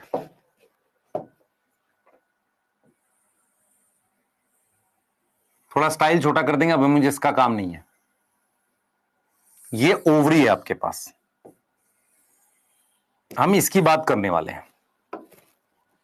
आपके पास ये ओव्यूल है ऐसे, ये इसके इंटेग्यूमेंट, याद है दो इंटेग्यूमेंट होते हैं। यस यस सर, ठीक है। यहां इसके एम्ब्रियो सैक है, दिस इज एम्ब्रियो सैक। देख ले बेटा, ये एम्ब्रियो सैक है। यहां पर ये एक सिनर्जिड का सेल है, ये दूसरा सिनर्जिड का सेल है, और ये एग सेल है। मैंने बताया था ट्राइंगल बनता है इनका, ये एग सेल है। तो मेरे पास ये एक सिनर्जिड है, ये एक सिनर्जिड है, ये एक सिनर्जिड है, और ये एग सेल है। ये मेरे पास सेंटर में क्या है बच्चे? सेंटर में क्या है? ये एग सेल है, ठीक है। उसके अलावा मेरे पास ये दो पोलर न्यूक्लियाई है, ये एंटीपोडल है यहां पे, याद है? यहां क्या है ये सर? एंटीपोडल है। यस, ये इसके गैमेट है। किसके गैमेट है? इसके न्यूक्लियस है। अब पोलन ट्यूब यहां से आ रही है, ऊपर से पोलन ट्यूब इस तरीके से आ रही है, ऐसे क्या लेकर आ रही है? दो मेल गैमेट ही ऐसे। अब इधर की कहानी सुन लो ध्यान से, ये यहां से एंटर करेगी, यहां से एंटर करेगी। ये कौन सा रीजन है बता? ये कौन सा रीजन है सर? ये माइक्रोपाइल है, यहां से एंटर करेगी। उसको कैसे पता यहां से जाना है? यहां पर फिलीफॉर्म अपरेटस था। अब मेरी बात सुनो ध्यान से, ये मेरे पास जनरेटिव सेल का न्यूक्लियस है, इसके पीछे ये दो मेल गैमेट है। ये दिख रहा है सबको? अरे ये दिख रहा है? ये किसका न्यूक्लियस है? ये सॉरी, ये वेजिटेटिव सेल का न्यूक्लियस है। मैं जनरेटिव सेल क्यों लिख रहा हूं यार, बोल रहा हूं। ये दो मेल गैमेट है, कई बार ऐसे मेरे को गलती हो जाती है। ये दो मेल गैमेट है।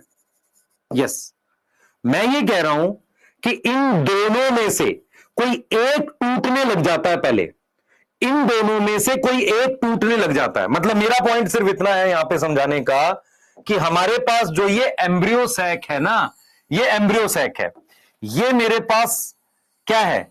ये मेरे पास सिनर्जिड है, ये एग सेल है और ये दूसरा सिनर्जिड है। ये वाला सिनर्जिड का फिलीफॉर्म अपरेटस टूटने लगा, ये यहां पर ऐसे ही है। ये मेरे पास, ये इसका न्यूक्लियस, ये इसका न्यूक्लियस, ये इसका न्यूक्लियस।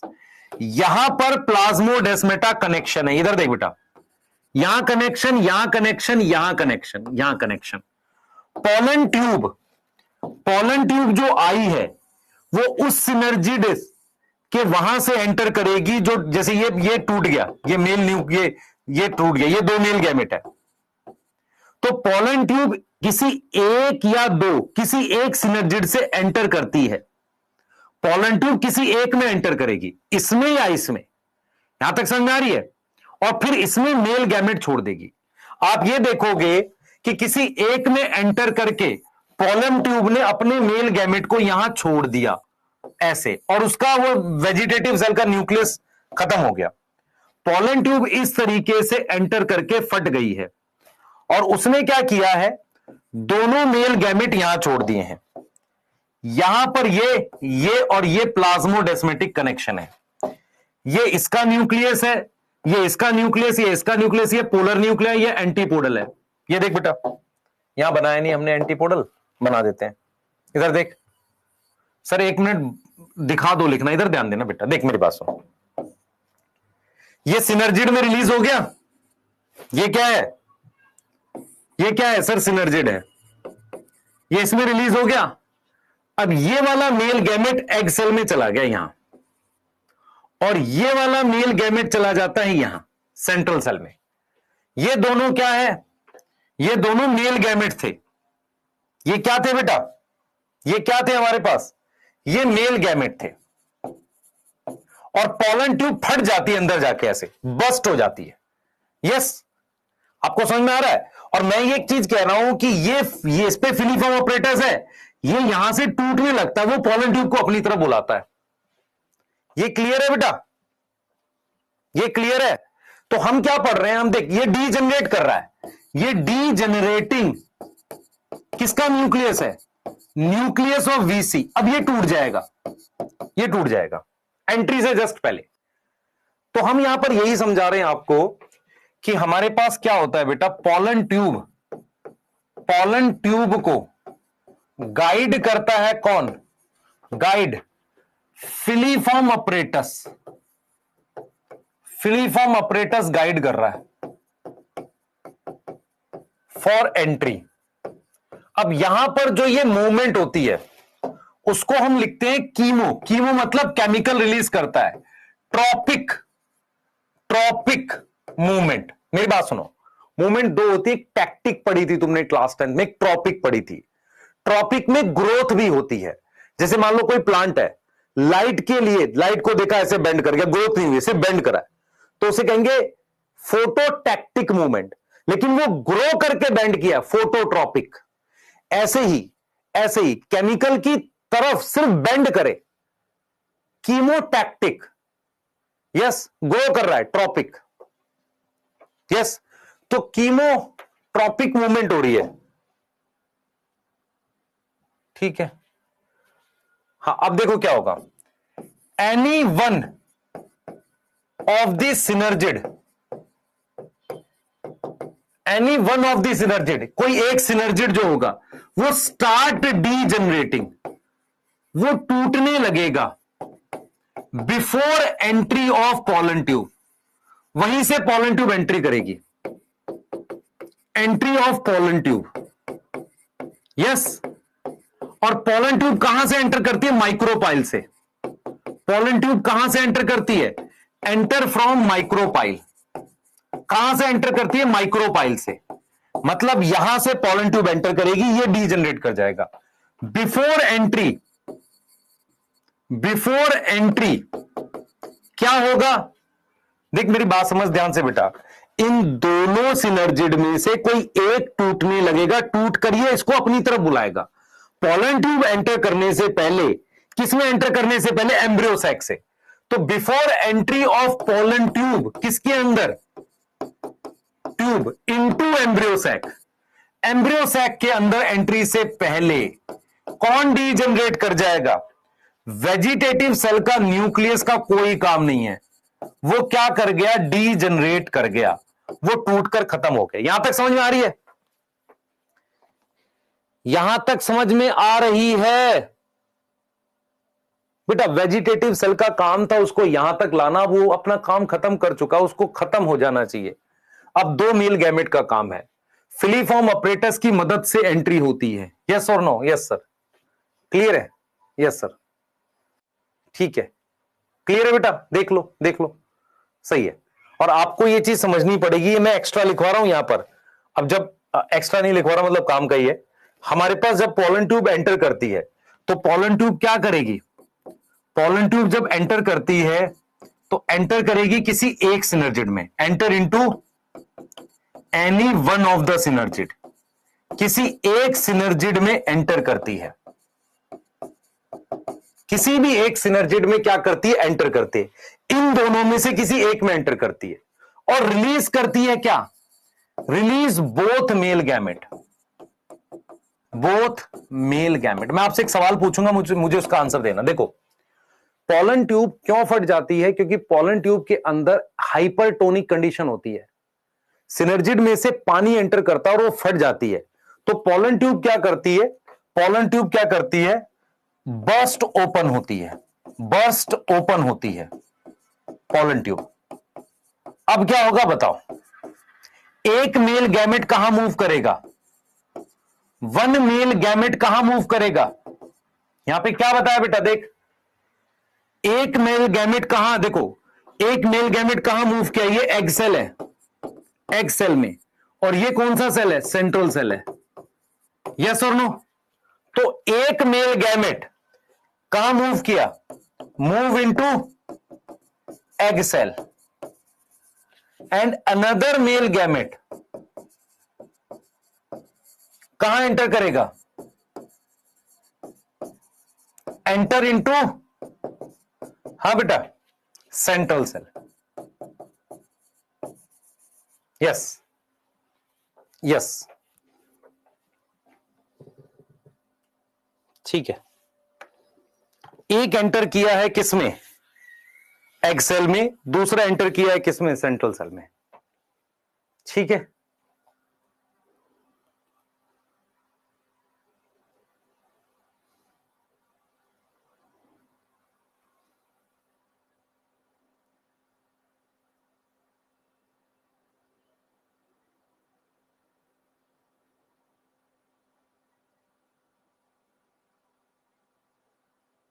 बताओ। यस, लिखोगे? एक बार लिखो, छुट्टी नहीं हुई भाई, 5 मिनट और पढ़ाएंगे भी, क्योंकि वो बताना आपको, आर्टिफिशियल हाइब्रिडाइजेशन और फर्टिलाइजेशन बताना, छोटा सा टॉपिक है। जल्दी लिख इसको। पॉलन ट्यूब को ग्रो करा स्टाइल में, दोनों स्लाइड लिख जल्दी से, कोई मक्कारी ना करो।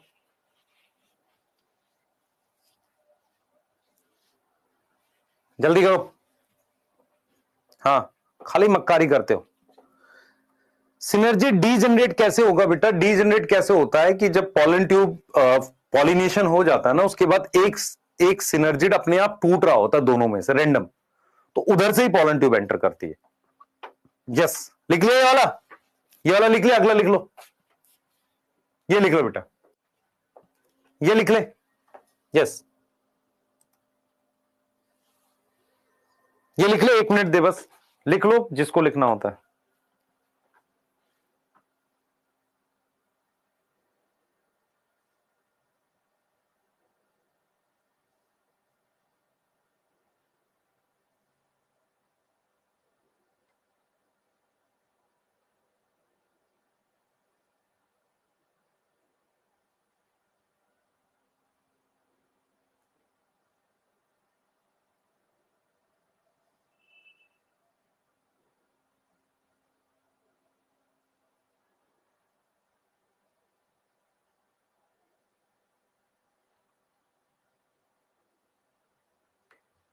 वो हम किसी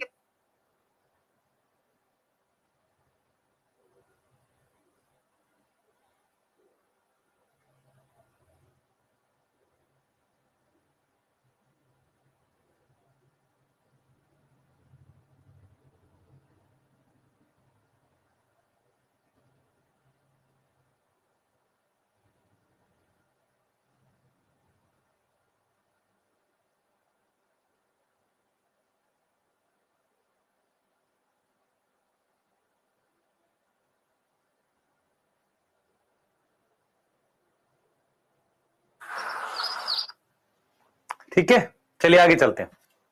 लास्ट चीजें बताते हैं। ये डायग्राम अगर किसी को बनाना है तो बना लो, अच्छा रहेगा, तुम्हारी एनसीईआरटी में बना हुआ है। ठीक है, चलिए। मैं मोटिवेशन वीडियो नहीं देख रहा बेटा, मैं क्लिक हो गया। सर को मोटिवेशन वीडियो की कैसे जरूरत होगी इस एज में, तो शायद नहीं। जो मेरा रिसेंटली 1-2 साल का एक्सपीरियंस है वो ये है कि सिचुएशन कंट्रोल करना बहुत इंपॉर्टेंट होता है अपने अराउंड। चीजें हाथ से स्लिप करती हैं धीरे धीरे, आपको करना पड़ता है। ठीक है बेटा, यस, ठीक है। तो चलते हैं एक बार आर्टिफिशियल हाइब्रिडाइजेशन बता देते हैं।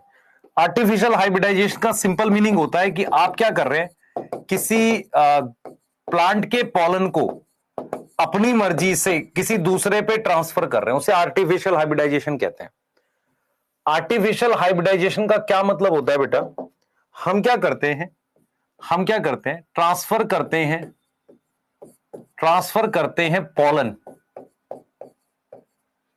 Artificially on desired plant. मैं आपसे एक सवाल पूछूंगा, उसका आंसर करना। देखो होता क्या है, हमारे पास यहां पे 2 टेक्निक हैं जो आपके लिए बहुत जरूरी हैं, जो आपको पता होनी चाहिए इसके लिए। एक होती है इमैस्कुलेशन। क्या होती है बेटा, इमैस्कुलेशन।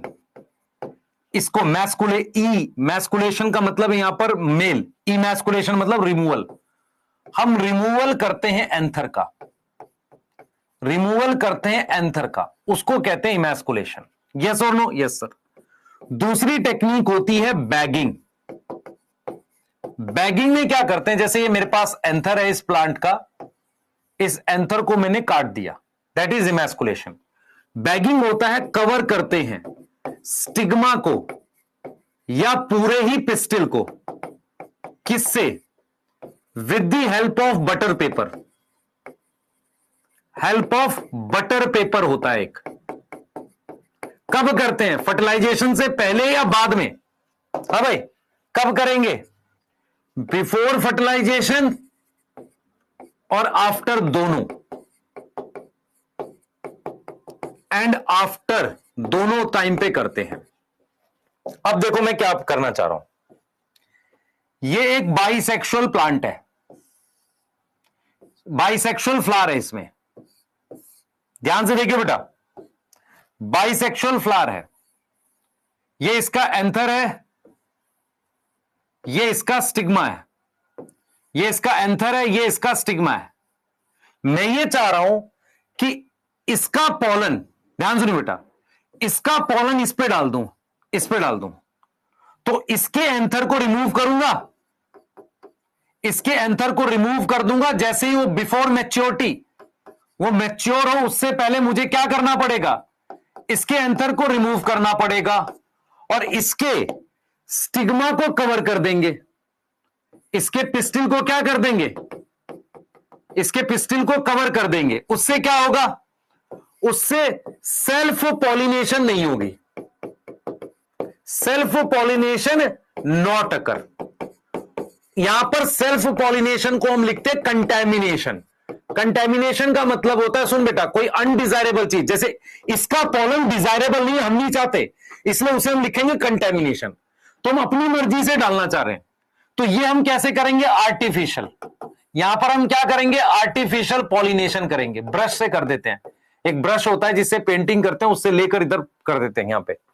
तो अगर मैं आपसे पूछूं कि बाइसेक्सुअल फ्लावर में मुझे ये दोनों करना पड़ेगा, अगर फ्लावर बाइसेक्सुअल है तो मुझे क्या क्या करना पड़ेगा, इमैस्कुलेशन करनी पड़ेगी, यस, और बैगिंग भी करनी पड़ेगी, ये दोनों करनी पड़ेगी। लेकिन अगर आपके पास ये सिचुएशन है, अगर आपके पास ये सिचुएशन है, ये देखो बेटा, ये सिचुएशन है, बाइसेक्ट मतलब अलग अलग फ्लावर हैं, एक ये है और एक ये है, ये सिचुएशन है, मतलब फ्लावर अलग अलग है। ऐसा भी हो सकता है कि अलग अलग प्लांट पे हो। अब मुझे बताओ, यहां सिर्फ बैगिंग कर दूंगा तो चल जाएगा ना, इसको हटाना ही क्यों है? अगर ये इस फ्लावर में होता तो चांस होते, इसको सिर्फ कवर कर दो ना भाई, इसको सिर्फ कवर कर दो। तो अगर फ्लावर यूनिसेक्सुअल है, भले प्लांट भी यूनिसेक्सुअल हो, फ्लावर यूनिसेक्सुअल है, तो उसमें क्या चाहिए, ओनली बैगिंग। क्या चाहिए, ओनली बैगिंग। समझ में आया? बोल बेटा, मेरी बात समझ में आ रही है? क्वेश्चन देख, इमैस्कुलेशन और बैगिंग उस फ्लावर में चाहिए जिसमें हमारे पास क्या होगा, हमारे पास, जैसे मैं क्वेश्चन दे दूं तुझे, emasculation and bagging both require in A, both require in A हमने क्या लिख दिया, castor, B maize, C papaya, D China rose. अब बता, अब तुझे इसमें क्या करना है? सर मुझे बाइसेक्सुअल फ्लावर खोजना है, सिर्फ चाइना रोज बाइसेक्सुअल है। आ गया समझ? अरे बाइसेक्सुअल फ्लावर खोजना है।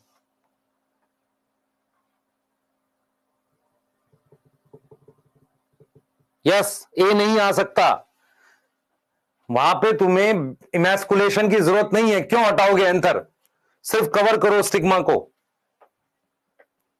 यस, ठीक है, बताओ।